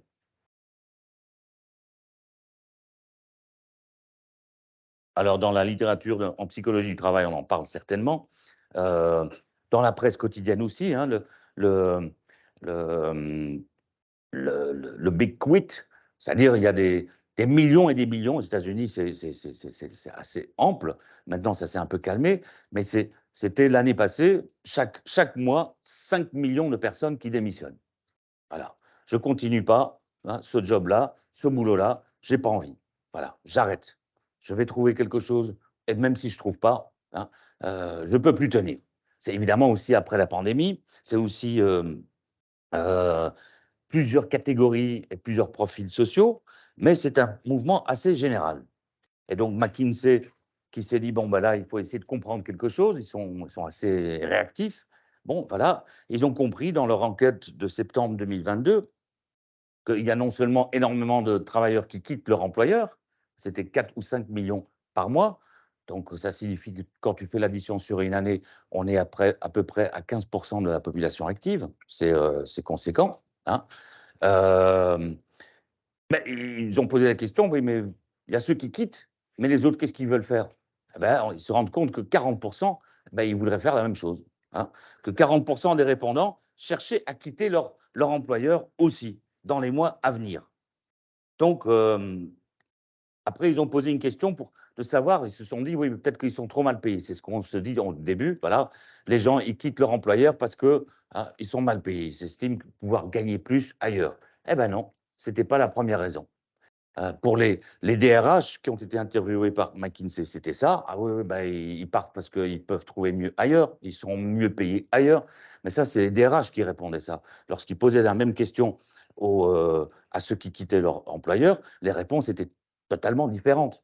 L'environnement est toxique, mon chef est insupportable, mes collègues, c'est pareil. Bref, je m'esquinte la santé mentale pour commencer, puis ça va pas. À un moment donné, ça sera aussi la santé physique. Donc, il vaut mieux partir. Voilà. Donc, voilà, c'est en détail, vous retrouvez ça sur le PDF. Donc, je ne suis pas assez valorisé, pas assez de reconnaissance. Les supérieurs sont méchants ou toxiques dans leur mode de fonctionnement. Et puis, je n'ai pas le sentiment hein, de pouvoir appartenir à un collectif de travail. Et par ailleurs, il y a un autre élément, et ça, l'enquête ne le met pas suffisamment en valeur, mais je pense que ça joue beaucoup dans nos pays aussi, c'est le télétravail. C'est-à-dire que dès lors que le télétravail se développe, on se dit qu'on peut très bien voilà, habiter à Perpète-les-Oies, à Pétache-Schnock, je sais pas, à IPM ou au fin fond je sais pas, des Ardennes, hein, et se dire que bah, deux jours par semaine, on peut bien faire la navette. Hein. Bah, tous les jours, non. Hein, mais bah, 2 jours par semaine, ça va. Et donc, aux États-Unis, évidemment, donc le marché du travail est complètement disons, désencastré de cette manière-là. Hein. On peut aussi se dire qu'on va continuer à vivre là où on vit, parce qu'il faut s'occuper des enfants, hein, des parents, de la famille, mais on peut trouver un employeur à distance. Donc, au lieu de devoir trouver un employeur là où on vit, parce que quelque part, on est quand même captif du lieu d'habitat et un lieu de vie, ben, on se dit que l'employeur, on peut le trouver ailleurs, hein. Donc, ça décloisonne complètement le marché du travail. Le télétravail, le fait de pouvoir travailler hein, à distance, minimum 3 jours par semaine, hein, et 2 jours, ben, on se rend au boulot, au bureau, ben, ça décloisonne hein, beaucoup de choses. Donc, de ce point de vue-là, ça donne une certaine autonomie aux salariés et c'est plutôt problématique dans la conjoncture actuelle pour les DRH. Parce que le contexte global est aussi un contexte où plein de personnes partent à la retraite, hein. Les données statistiques le montrent, l'indiquent. Pour les années à venir, vous ne devez pas vous plaindre trop de... Enfin, vous ne devez pas vous attendre à avoir beaucoup de difficultés à trouver un employeur. La seule question, c'est de trouver un employeur hein, qui vous rémunère correctement, hein, et qui vous reconnaît pour vos capacités, vos talents, vos savoir-faire, avec une équipe qui est plutôt sympa et où vous allez peut-être pouvoir apprendre des choses et progresser. Mais des jobs, des emplois, il y en aura. Reste à savoir lesquels. Hein, parce qu'il y a beaucoup de départs à la retraite. On le sait, voilà, en France, maintenant aussi, c'est la raison principale de prolonger l'âge de départ.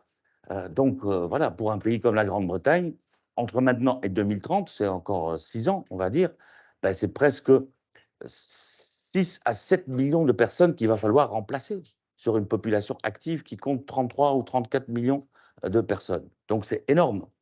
C'est énorme. Voilà. Donc, ça veut dire qu'on aura aussi besoin de travailleurs migrants hein, et que le vrai enjeu, c'est de savoir quelles sont les conditions statutaires, hein, salariales, etc. Mais on aura besoin de main-d'œuvre. Il y aura des pénuries de main-d'œuvre. Voilà. Donc, je vais en rester là, peut-être avant de conclure. Quelques mots sur cette image qui était mise en exergue tout au début. Comme j'ai parlé de lutte des classes et d'antagonisme structurel, et donc quelque part de classe sociale, je pense que voilà, je vais terminer avec ça. Bon, parce qu'on peut parler des conflits de travail, on peut parler pendant longtemps aussi hein, d'un management et de ses réorganisations, de sa modernisation incessante, mais peut-être qu'il faut aussi s'interroger sur le nous qui existe encore ou qui est en gestation, qui se manifeste à travers ces conflits-là, hein. Euh, Donc, ce qu'on a connu, hein, disons d'un point de vue sociologique, historique, ce qu'on a connu les 15-20 dernières années, bah, on a pu observer que lors de mouvements de protestation, hein, comme par exemple Occupy Wall Street, on a eu voilà, quelques idées assez créatives qui se sont exprimées, qui ont fait, euh, qui ont été repris. Ces idées-là, comme par exemple, nous sommes les 99%. We are the 99%. Hein, donc, c'est eux, le pourcent, là, petit pourcent des tout riches qui décident de tout, qui s'enrichissent sur le dos de tous les autres. Donc, il y a souvent dans ces mouvements de protestation un nous qui se manifeste. Hein. Un nous, c'est-à-dire une identité collective. Disons qu'au 19e siècle, le nous, c'était la classe ouvrière, hein, ou le monde ouvrier. Et là, il était très identifiable, ce monde ouvrier. Hein, donc, c'est les travailleurs manuels, parfois qualifiés avec un savoir-faire, mais enfin, c'était d'abord les travailleurs manuels. Aujourd'hui, c'est beaucoup plus hétérogène en apparence, mais en même temps, il y a peut-être beaucoup de similitudes aussi. Donc, nous sommes le peuple, c'est une autre catégorie qui apparaît lors de mouvements de protestation de la société. Hein. Wir sind das Volk, hein, c'est ce qui s'est exprimé en Allemagne peu avant la chute du mur de Berlin. C'est nous le peuple dans cette république démocratique populaire. Ben, finalement, c'est pas vous, les bureaucrates, c'est nous le peuple.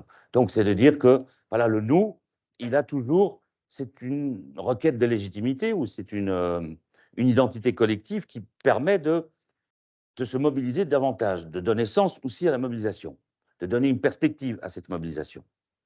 Alors, il y a hein, des penseurs, des philosophes, des sociologues qui ont réfléchi à cette question-là, qui se sont dit, voilà, les classes, ça n'existe plus. Bah si, ça existe encore, mais on ne peut plus les appeler de la même manière, faut les requalifier. Donc, par exemple, la notion de multitude. Hein, a fait son apparition, notamment grâce à Tony Negri. Et puis il y a une autre notion qui est très mobilisée en France, c'est celle de classe populaire. Les classes populaires. Je comprends tout à fait le sens, mais en même temps, j'ai un problème avec cette notion-là, c'est-à-dire que c'est une sorte c'est une vision sociologique fondée sur la stratification sociale. C'est-à-dire les classes populaires, c'est ceux qui n'ont pas fait beaucoup d'études, hein, au maximum le bac, hein, et puis qui ont voilà, un style de vie, un mode de vie d'une certaine nature, enfin, avec certaines caractéristiques, hein, ce que les sociologues peuvent identifier comme les caractéristiques premières. Hein. La musique qu'ils écoutent, le style vestimentaire, l'accès à la propriété, oui ou non, quel type de propriété, zone rurale ou pas. Donc il y a toute une série de... Donc c'est bien sûr qu'on peut décrire les choses de cette manière-là, mais le problème avec les classes populaires, c'est que ceux qui appartiennent aux classes populaires, selon les sociologues, ne s'identifient pas aux classes populaires. Moi, j'en ai pas rencontré beaucoup qui se disent « Ah oui, moi je suis classe pop. Moi j'appartiens aux classes pop. » Non, il n'y en a pas, il n'y en a pas. Hein, parce que quelque part, c'est déjà un stigmate aussi. Hein, c'est un stigmate, parce que dire je suis classe pop, ça veut dire oui, je suis beauf aussi. Hein, donc, non, ça, on ne va pas le dire. Hein, parce que ça, en plus, ça rend pas très légitime la personne en question. Donc, c'est très difficile de se manifester, hein, au nom de cette classe populaire.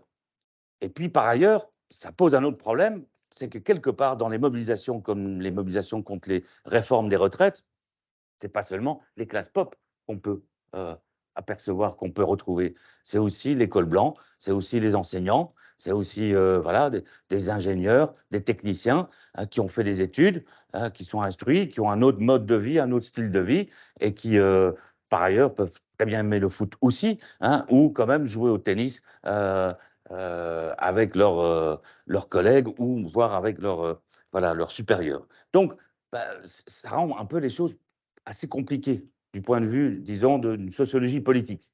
C'est-à-dire qu'une analyse sociologique qui différencie la société en classes populaires, ben, qu'est-ce qui se trouve au-dessus de ces classes populaires? C'est les classes moyennes, hein, mais c'est toujours des classes salariées, enfin, c'est toujours des catégories du salariat. Hein. Et donc, on a une vision de la société un peu sous forme de pyramide, hein, par strates successives. Et derrière cela, quelque part, on s'interdit de comprendre les dynamiques sociales en jeu, les conflits sociaux en jeu. Parce que le nous, c'est toujours par rapport à d'autres. Hein. Donc, lorsqu'on parle des classes populaires ou des classes moyennes, quelle est la vision sous-jacente, implicite? C'est pas la lutte des classes, c'est quoi? C'est la lutte des places.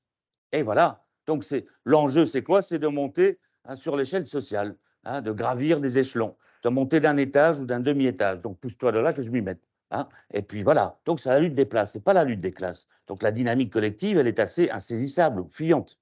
Hein. Donc, disons que d'un point de vue analytique et d'un point de vue hein, discursif, idéologique, si vous voulez, cette notion de classe populaire, elle me semble pas très utile. Elle me semble même pernicieuse, surtout dans un pays comme la France. Parce que c'est vrai qu'en Amérique latine, hein, on peut se réclamer du peuple et appartenir aux catégories indigènes hein, ou métisses, mélangées, créolisées.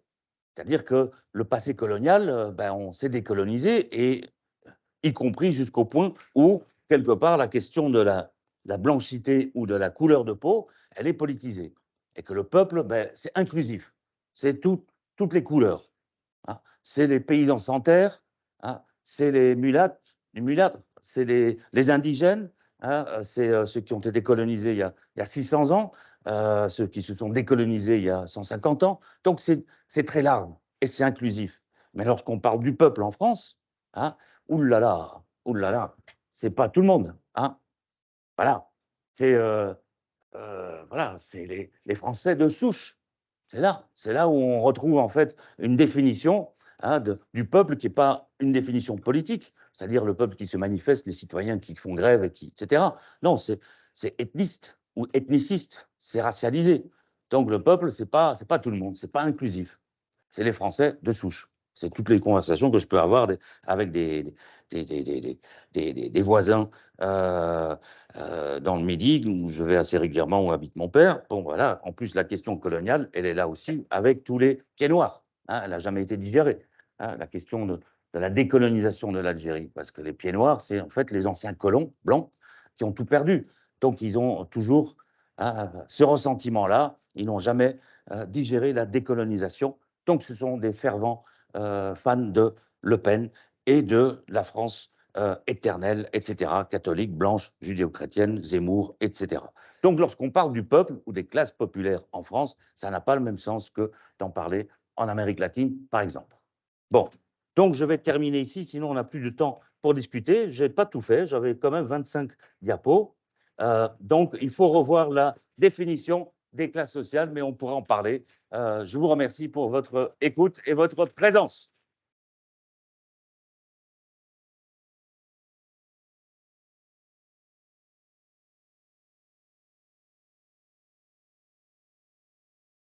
Merci beaucoup, Stéphane.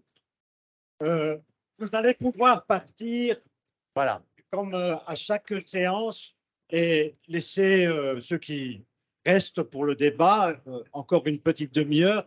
Mais je profite que vous soyez encore tous là pour remercier Stéphane pour ces exposés que j'ai trouvés personnellement particulièrement stimulants, captivants.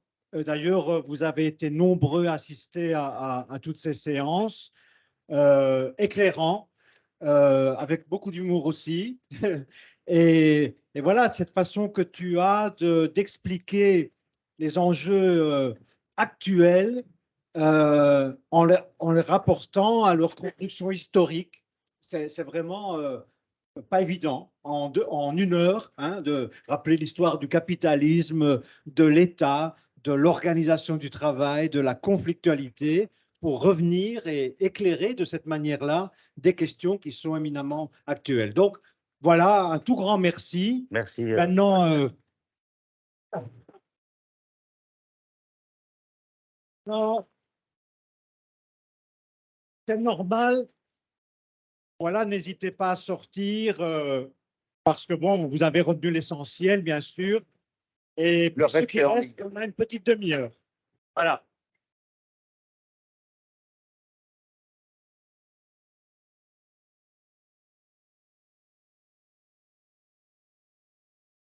Bonne réussite pour les examens. Faut y aller.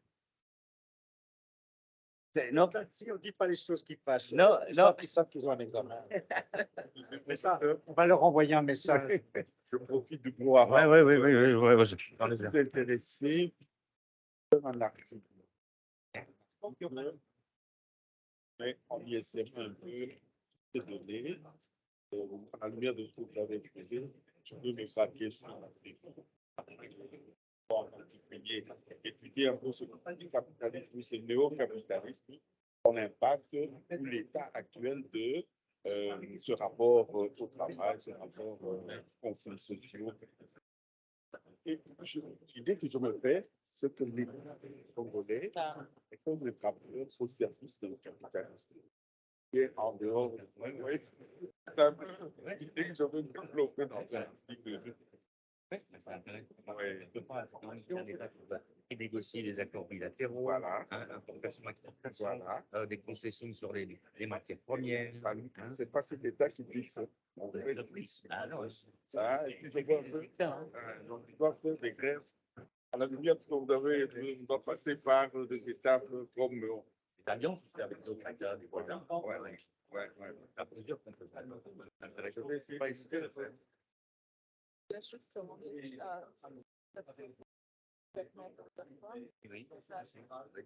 mais l'instar. Ja, een accent. Ja. Zo heeft mij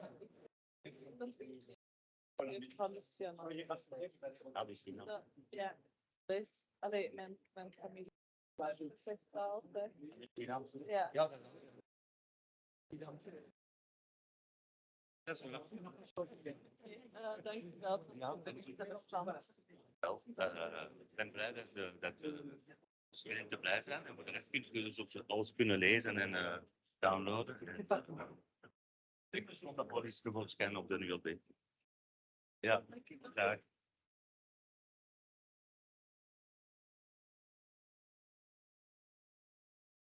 Oui, ça peut toujours servir, mais quand même.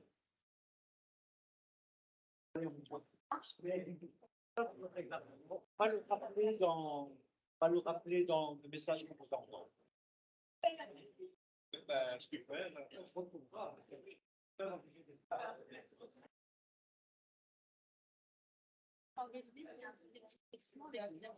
Ce sera des questions assez générales. Merci. Super. Voilà.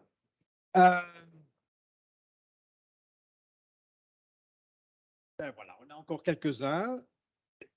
C'est très bien. C'est une bonne formule, je trouve. Alors, ben, je vous passe la parole. Hein? What? Pas dit? Bon, ils sont derrière, ils entendent. Je passerai le micro. Moi, je fais de l'exercice comme ça. Il n'y a pas de souci. Si vous voulez descendre, vous descendez, mais il n'y a pas de problème, quoi. Hein. Voilà, qui veut prendre la parole? Tu veux prendre la parole? Oui. Je regarde un petit peu un habitué, n'est-ce pas? Deux. Et puis vous réfléchissez pendant ce temps-là. Ah, tu nous manquais déjà. Valeur sûre.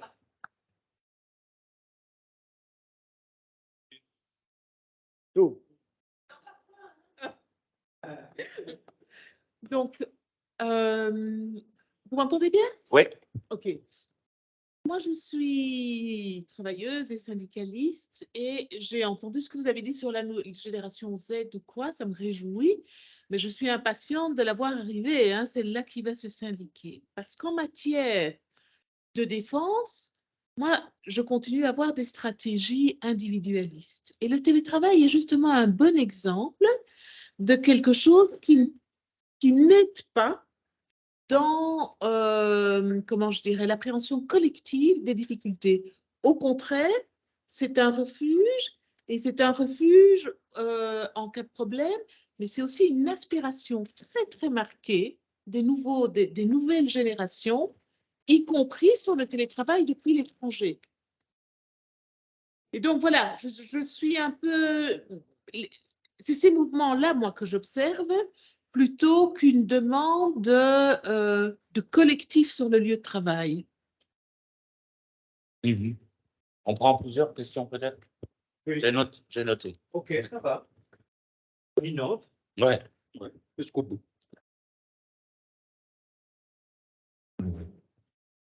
Patron. Je vais juste poser une première question. C'est sur.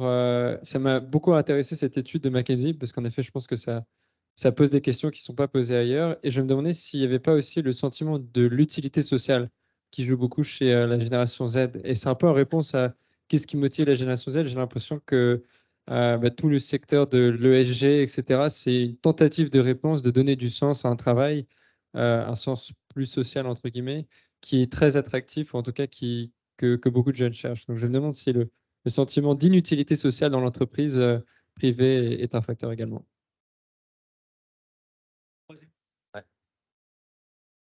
Commentaire?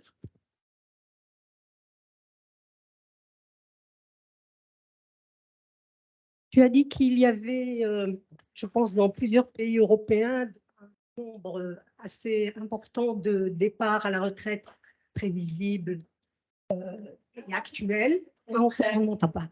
Donc, il y a un grand nombre, ça se chiffre, je pense, par millions, de départs à la retraite dans de nombreux pays européens.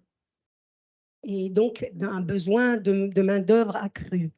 Et de notre côté, il y a dans le tiers-monde, dans de nombreux pays du tiers-monde, des candidats à venir travailler dans ces pays. Donc, je ne m'explique pas, à part pour des raisons idéologiques, pour quelles raisons, finalement, on les en empêche, y compris de manière vraiment extrêmement violente et en dépensant des fonds, enfin des montants importants que l'on pourrait utiliser à des fins infiniment plus intéressantes et d'un intérêt plus social. Une quatrième question pour un premier tour. Voilà. Vous avez parlé d'un réveil de la jeunesse par rapport au monde du travail. Et je voudrais savoir si vous avez une idée de ce qu'il en est au Japon, par exemple, puisque là, je sais, on connaît tous la dévotion pour le travail. Est-ce qu'on peut parler d'une évolution similaire ou pas? Ça, c'est dans un premier temps. Alors, vous avez parlé d'un État où il prévoyait un grand nombre de départs à la retraite qu'il faudra remplacer, je ne sais plus de quel pays c'est. Et vous avez dit qu'ils devront, pour combler, faire appel à l'immigration. Justement, par rapport à ce réveil, est-ce que le fait d'ouvrir le marché du travail à à des immigrants qui proviennent de pays où les conditions de travail sont des plus déplorables, le fait qu'ils viennent travailler ici, est-ce que ça ne va pas plomber cette dynamique justement de réveil, puisque les conditions sont différentes? Bon, m'entendez là? Bon, oui. Bon. Alors, je vais répondre à ces questions, à ces interventions.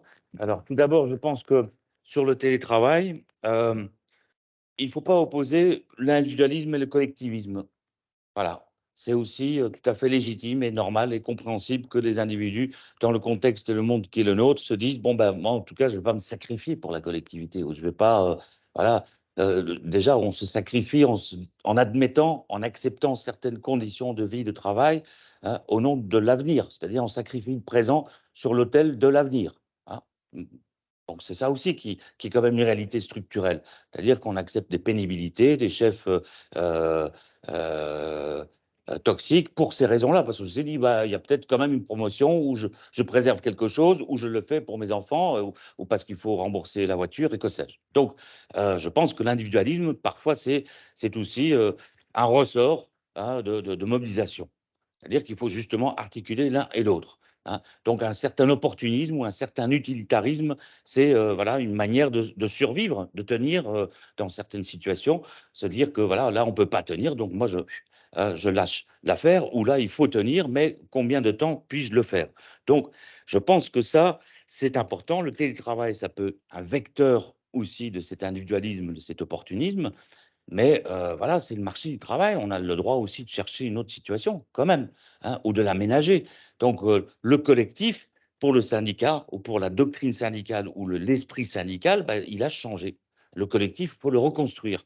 Il se reconstruit à partir de certaines pratiques de conduite, de réciprocité aussi. C'est-à-dire que je veux bien voilà, participer à un collectif, mais aussi à condition que le collectif ne m'aliène pas, que je ne me sens pas aliéné dans ce collectif. C'est-à-dire qu'il y a aussi une certaine horizontalité.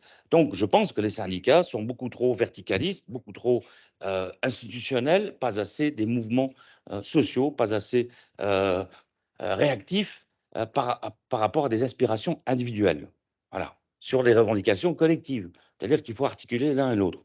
Bon, voilà, c'est vrai sur le télétravail, mais c'est vrai aussi sur une certaine. Est-ce qu'il faut être contre la flexibilité? Ça dépend qui l'a choisi.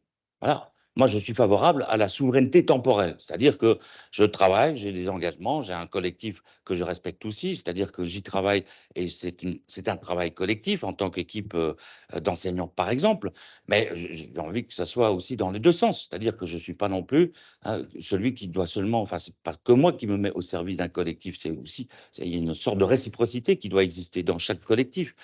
Donc, je pense que de ce point de vue-là, voilà, la revendication enfin, la flexibilité, c'est aussi quelque chose qui peut être émancipateur. Hein. Une flexibilité temporelle, le temps choisi, voilà, avoir du temps pour faire autre chose, pour des loisirs, pour se cultiver, pour faire un voyage, pour voilà, avoir des activités culturelles ou citoyennes à côté du travail. Ça compte aussi. Et donc, quelque part, il faut négocier tout ça. La seule manière de s'en sortir, c'est d'avoir du temps pour en discuter, pour ajuster et avoir, disons, suffisamment de marge d'ajustement. Lorsque les équipes sont surchargées, lorsqu'il y a toujours un manque de personnel, ou voilà, dès qu'il y a un malade, c'est un problème. Ça veut dire que les autres travaillent 2 fois plus, comme c'est le cas dans le monde hospitalier. Là, évidemment, c'est là que ça pose problème.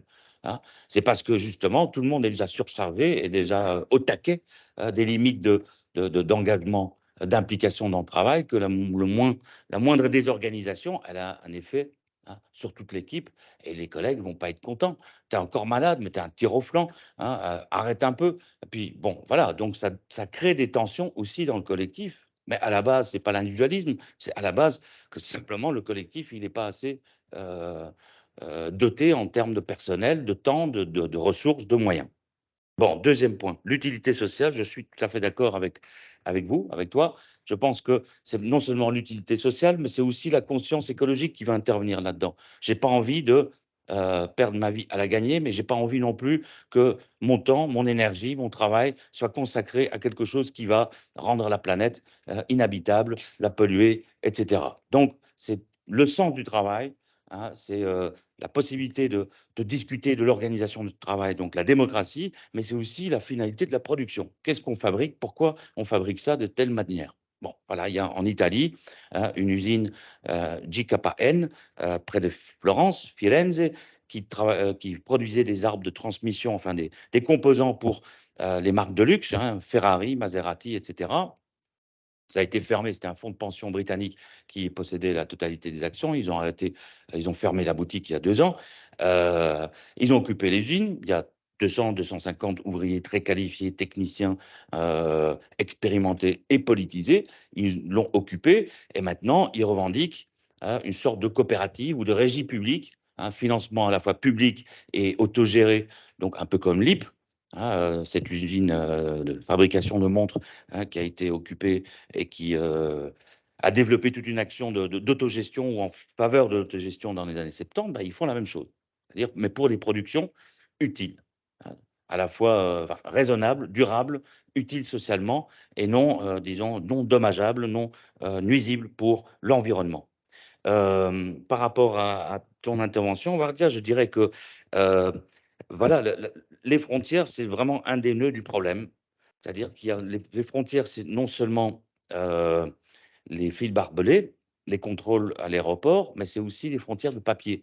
C'est-à-dire que nous, en tant qu'Européens, on peut aller presque où on veut avec juste un passeport, et sans visa. Donc ça va vite, une fois que notre passeport est en règle. Je pense qu'on a quelque chose comme 130 ou 140 pays qui sont accessibles avec simplement le passeport. Vous regardez les choses en sens inverse, vous venez du Sud, là, il faut le passeport et le visa.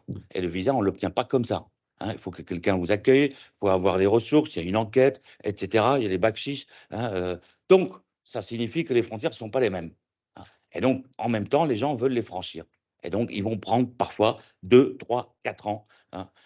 Il faut lire les enquêtes d'anthropologues, de sociologues auprès des sans-papiers, les témoignages qu'ils peuvent récolter. La vie de ces personnes qui arrivent ici, ben, c'est une vie où ils ont mis 3, 4 ans avant de pouvoir de réussir la traversée de la Méditerranée. Et parfois, après, c'est 2 ans de clandestinité en étant surexploités. Donc, les frontières, à quoi ça sert? Pourquoi est-ce qu'on les a? Ce n'est pas pour les empêcher de passer, parce qu'ils passent de toute façon. C'est pourquoi?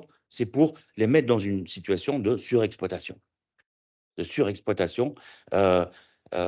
donc sans papier, sans le statut, sans pouvoir revendiquer, etc. Et donc, c'est avoir donc une délocalisation de main-d'œuvre à bon marché, pas aux conditions qui sont les nôtres ici, mais aux conditions qui sont les leurs là-bas. C'est-à-dire, voilà, 10 € la journée, les horaires qui ne sont pas comptés. C'est comme ça dans la cueillette saisonnière au niveau du midi de la France pour des récoltes de fruits, par exemple. Il faut faire autant de cajots et ils font 15 heures par jour. Et ils sont payés au tarif voilà, je sais pas, 5 €, 7 € le cajot. Hein, c'est pas toujours, on fait pas toujours 3 cajots de l'heure. Hein. Ça dépend des équipes, etc. Donc, c'est de la surexploitation. Les frontières servent à cela. Quatrièmement, sur le Japon, bah oui, même au Japon, il y a une sorte de critique du travail. Alors, ça apparaît, là-bas, on parle de la génération horizontale, c'est-à-dire la génération qui ne sort pas du lit, qui sont tous les jours, tout le temps sur hein, les consoles de jeux. Hein. C'est souvent des enfants de classe moyenne, on va dire de cadres, col blanc, hein, disons ces catégories-là, hein, mais ça ne les intéresse pas. Ils n'ont plus l'éthique du travail, le culte, la sacralisation du travail, de l'employeur, etc. Donc, ils sont quelque part, c'est une révolte individualiste, mais c'est quand même une révolte ou un rejet d'un travail ou de l'idée de sacrifier sa vie au travail. Bon, donc c'est hédoniste, hein, c'est épicurien si vous voulez, c'est individualiste aussi, mais ça pose un problème. Parce que voilà, il y a une génération qui est en train de fondre, de disparaître, et pour eux, ça, c'est d'abord voilà, les consoles de jeux, et donc ils refusent aussi les stages, ils refusent aussi, voilà, donc ça commence à poser problème. Donc vous retrouverez des références là-dessus dans le PowerPoint. Donc même au Japon, voilà, on commence à critiquer le travail aliénant, même s'il est bien payé. Cinquième et dernier point, les départs à la retraite. J'ai pas tout noté, zut. Ah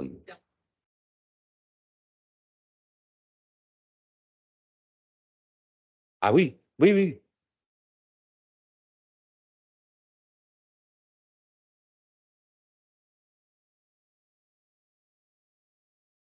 Ben, c'est-à-dire que là, on ne peut pas les remplacer, disons, dans les profils, les emplois, on va dire, euh, euh, peu reconnus, essentiels, mal rémunérés, semi-manuels, d'exécution, hein, etc. Là, ben, il va falloir de la main-d'œuvre immigrés, de couleur, etc. Voilà. Donc, dans la logistique, dans tous ces secteurs-là, les départs à la retraite, ben, c'est ce que j'expliquais aussi lundi, c'est qu'on ne peut pas les remplacer par des robots. Ça coûte trop cher, hein, les marges de rentabilité ne sont pas là. Hein. Donc, on ne peut pas automatiser toutes ces fonctions-là, hein, pour les emplois non ou semi-qualifiés, hein, et mal rémunérés. Disons les emplois d'exécution, c'est plutôt utiliser les robots, le numérique pour faire travailler les travailleurs comme des robots, c'est-à-dire surexploiter en intensifiant le travail. Bon, on gagne quand même en productivité, mais pas tant que ça. Et puis surtout, il y a quand même le risque, c'est que ces personnes-là bah, finissent par trouver la porte du syndicat, hein, et par revendiquer, par s'organiser. Il faut l'espérer, c'est la carte qu'il faut jouer. Ensuite, pour les autres, la fonction publique, il y a énormément de départs à la retraite aussi. Bah, c'est une des raisons d'être de cette réforme de Macron, c'est-à-dire qu'il faut gagner 2 ans, il faut gagner du temps. Voilà. 2 ans de plus, hein, de 62 à 64, et puis encore au-delà, sans doute, hein, 66, 67, comme dans d'autres pays, bah, c'est de justement freiner les départs à la retraite. C'est pas tant pour des raisons budgétaires, hein, parce que les déficits sont marginaux en ce moment. Hein. Il y a plusieurs articles qui le démontrent, plusieurs économistes, hein, qui l'ont explicité, qui l'ont démontré aussi. Macron et ses ministres n'ont pas su justifier cette réforme-là sur des bases budgétaires et économiques. Donc, quelles sont les bases? Bah, c'est de préserver une certaine, d'enlever les tensions, les pénuries sur le marché de l'emploi, et voilà, d'avoir une certaine pression à la baisse, c'est-à-dire qu'il faut imposer, il faut que les personnes restent au travail plus longtemps. Et à ce moment-là, ben, même s'ils vont être usés, même s'il y a beaucoup d'absentéisme, de départ, peut-être pas à la retraite, mais il y aura beaucoup d'exit, il y a beaucoup de personnes qui sont plus capables de continuer à travailler. Ils sont plus motivés, ils sont plus engagés, ils sont pas disponibles, ils en ont marre. C'est une des raisons qui explique pourquoi il y a tant de personnes qui sont contre cette réforme, y compris des gens de droite. Hein, et pourquoi tant de jeunes, finalement, sont contre aussi, se disent, ils pourraient se dire, bah, c'est très bien, peut-être que ça va me faciliter ma carrière aussi. Non, je dis, s'il reste dans l'emploi, moi, j'ai moins de possibilités d'avoir un poste de travail ou moins de probabilité, il y a moins de probabilité que je sois recruté. Parce que justement, on maintient cette pression-là sur les demandeurs d'emploi. C'est une des raisons pour lesquelles il y a aussi des réformes dans l'assurance chômage en ce moment. On en annonce en Belgique, on a pris des mesures en France aussi, où quelque part, on va durcir l'accessibilité aux droits, rendre plus dégressif les allocations, donc presser ou pressuriser ou mettre la pression sur les demandeurs d'emploi d'accepter n'importe quel job, alors qu'aujourd'hui, ils ont plutôt, disons pas le luxe, mais ils peuvent dire non, non, mais ça c'est trop loin, c'est à 30 km, hein, j'y vais pas. Et puis ces horaires-là, c'est pas compatible avec ma vie de famille. Ben là, maintenant, avec les réformes qui s'appliquent de plus en plus, hein, qui sont un peu modelées sur Hartz, sur les réformes allemandes, on n'a plus le droit de refuser plus de 2 fois une offre d'emploi, sinon on perd ses allocations. Donc si on les perd, ces allocations, on se retrouve où? À l'aide sociale, au CPS, article 60, que sais-je. On se retrouve, pas forcément à la rue, mais en situation de grande précarité et quand même de pauvreté relative ou absolue. Voilà. Deuxième salve. Juste peut-être une précision. On compare parfois la France à la Belgique à propos de l'âge de la pension, 64 ans, 65, 6, 7 en Belgique, mais ce n'est pas du tout la même chose. Ce qui est comparable, les 64 ans maintenant en France, ça comparé avec l'âge auquel on peut partir en pension anticipée chez nous. C'est-à-dire c'est plutôt 62 ans. Ce n'est pas comparable avec les 67 ans. C'est une confusion que l'on fait parfois. D'accord, c'est clair? Avec un certain nombre. Ouais, ouais.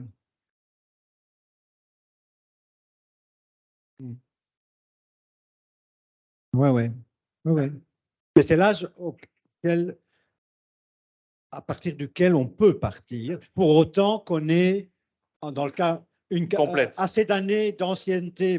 Voilà. Mais ça n'est pas comparable avec nos 67 ans pour les plus jeunes. Non, voilà. Voilà, je vais prendre les prises de parole. Il nous reste 10 minutes. Oui, c'est noté. Il y a d'autres demandes. Une là. Ah, c'est bien. OK, je te passe la parole d'abord et puis à toi. Merci. Donc, je rejoins ce que vous expliquiez sur ces fameux hikikomori. C'était ces jeunes qui vivent enfermés dans leur chambre, qui n'est pas seulement un phénomène japonais, mais un phénomène qui apparaît maintenant en Europe. Et 450 000 maladies de longue durée en Belgique. 450 000, c'est énorme. Phénomène beaucoup plus important chez nous que dans d'autres pays. Et qui, voilà, comment expliquez-vous? J'imagine que c'est cette pression du travail importante, mais vous avez peut-être des choses plus structurelles, plus larges à expliquer. Et l'histoire de ces Américains qui se posent vraiment des questions et que moi, je me disais, est-ce qu'en Europe, la pression sur notre jeunesse, elle n'est pas encore assez élevée, c'est cynique hein, ce que je dis, assez élevée parce que nous avons encore l'avantage d'avoir des études qui ne sont pas trop chères, je pense, en Belgique. En France, ça se dégrade. En Angleterre, c'est complètement la catastrophe. Les autres pays, je ne connais pas bien la situation. Et que, vu les politiques néolibérales européennes, je crains que cette pression va continuer à augmenter sur nos jeunes. On compense un peu avec tous ces Espagnols, ces Italiens. On a énormément d'Italiens à Bruxelles qui sont venus s'installer parce que chez eux, il n'y a plus aucune perspective.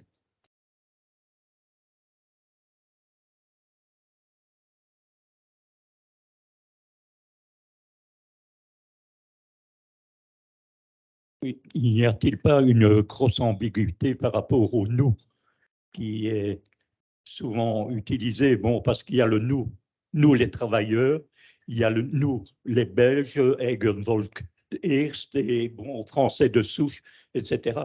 Et ça pose également un très grand problème de cette définition du nous.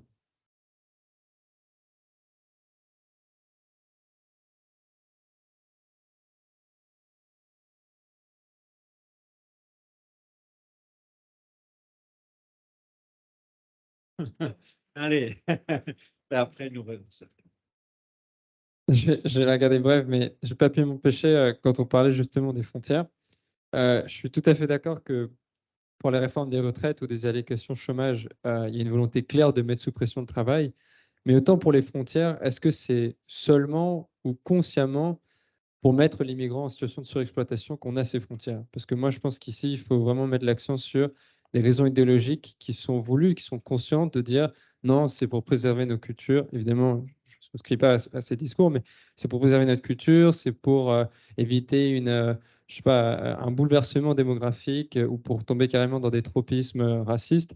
Mais jusqu'où est-ce qu'on peut dire qu'il y a une volonté claire et consciente des acteurs, de la classe dominante, d'imposer ces frontières pour la surexploitation des migrants plutôt que pour ces discours nativistes ou xénophobes, etc. Et je pense que là, il y a une tension à résoudre. Merci.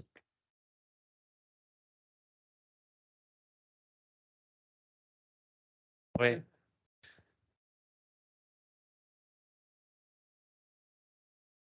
C'était juste par rapport aux motivations de la loi sur les retraites. Enfin, voilà, tu dis les économies, ça n'a pas aucune incidence.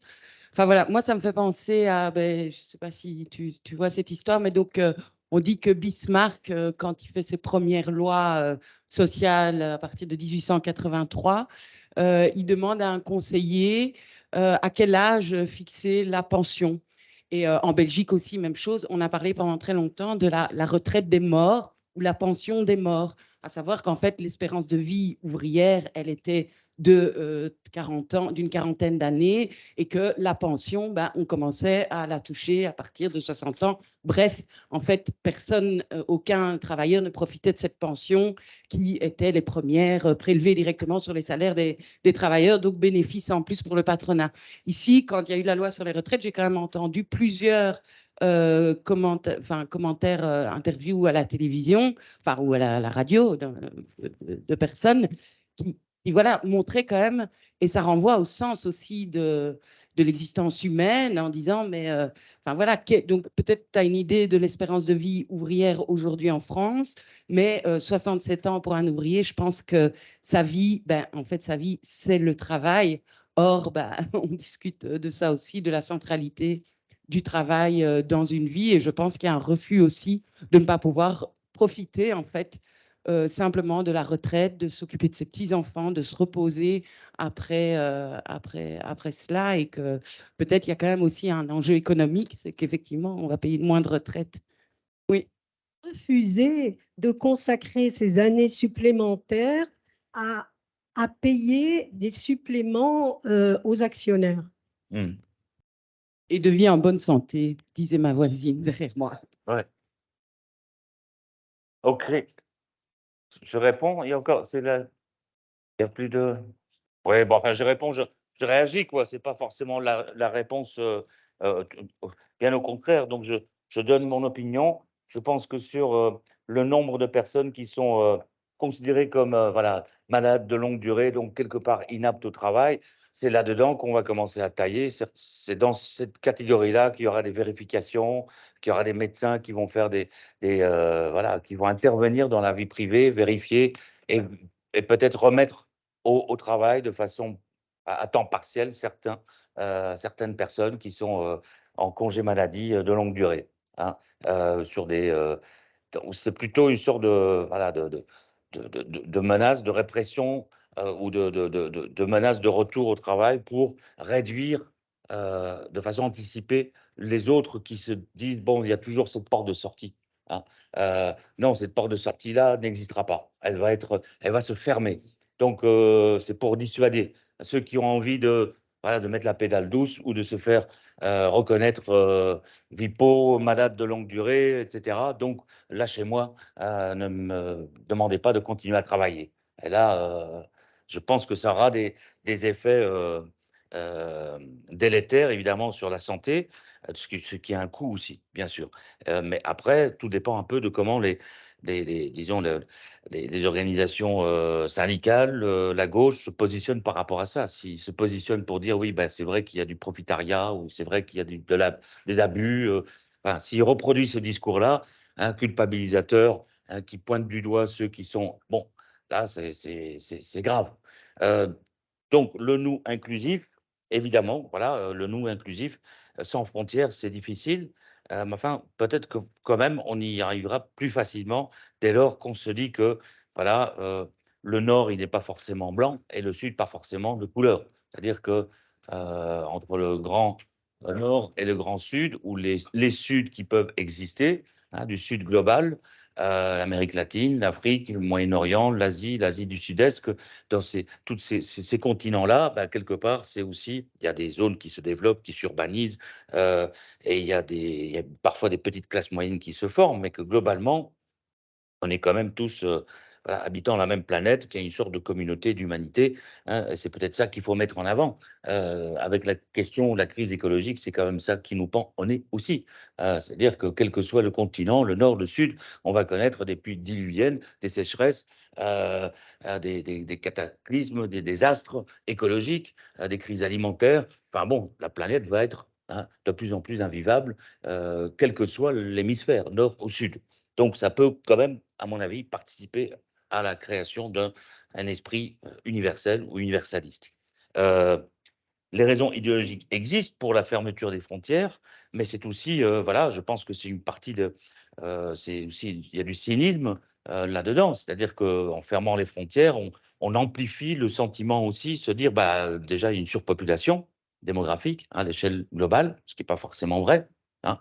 Si on met tout le monde dans un environnement urbain, une agglomération urbaine avec une certaine concentration, on va dire, qui est l'équivalent de l'agglomération de Bruxelles, hein, qui n'est pas très dense, sauf certaines communes comme Saint-Josse, etc.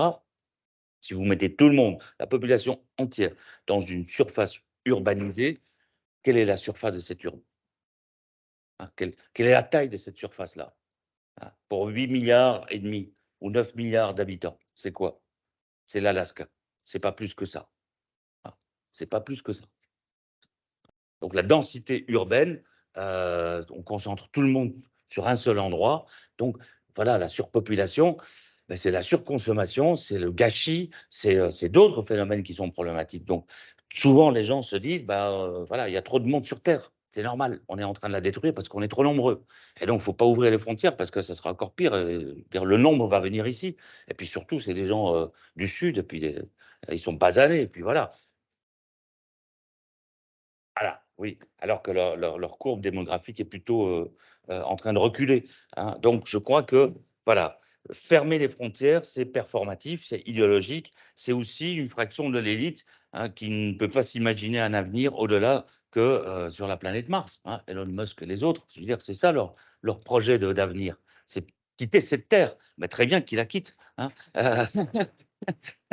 Voilà.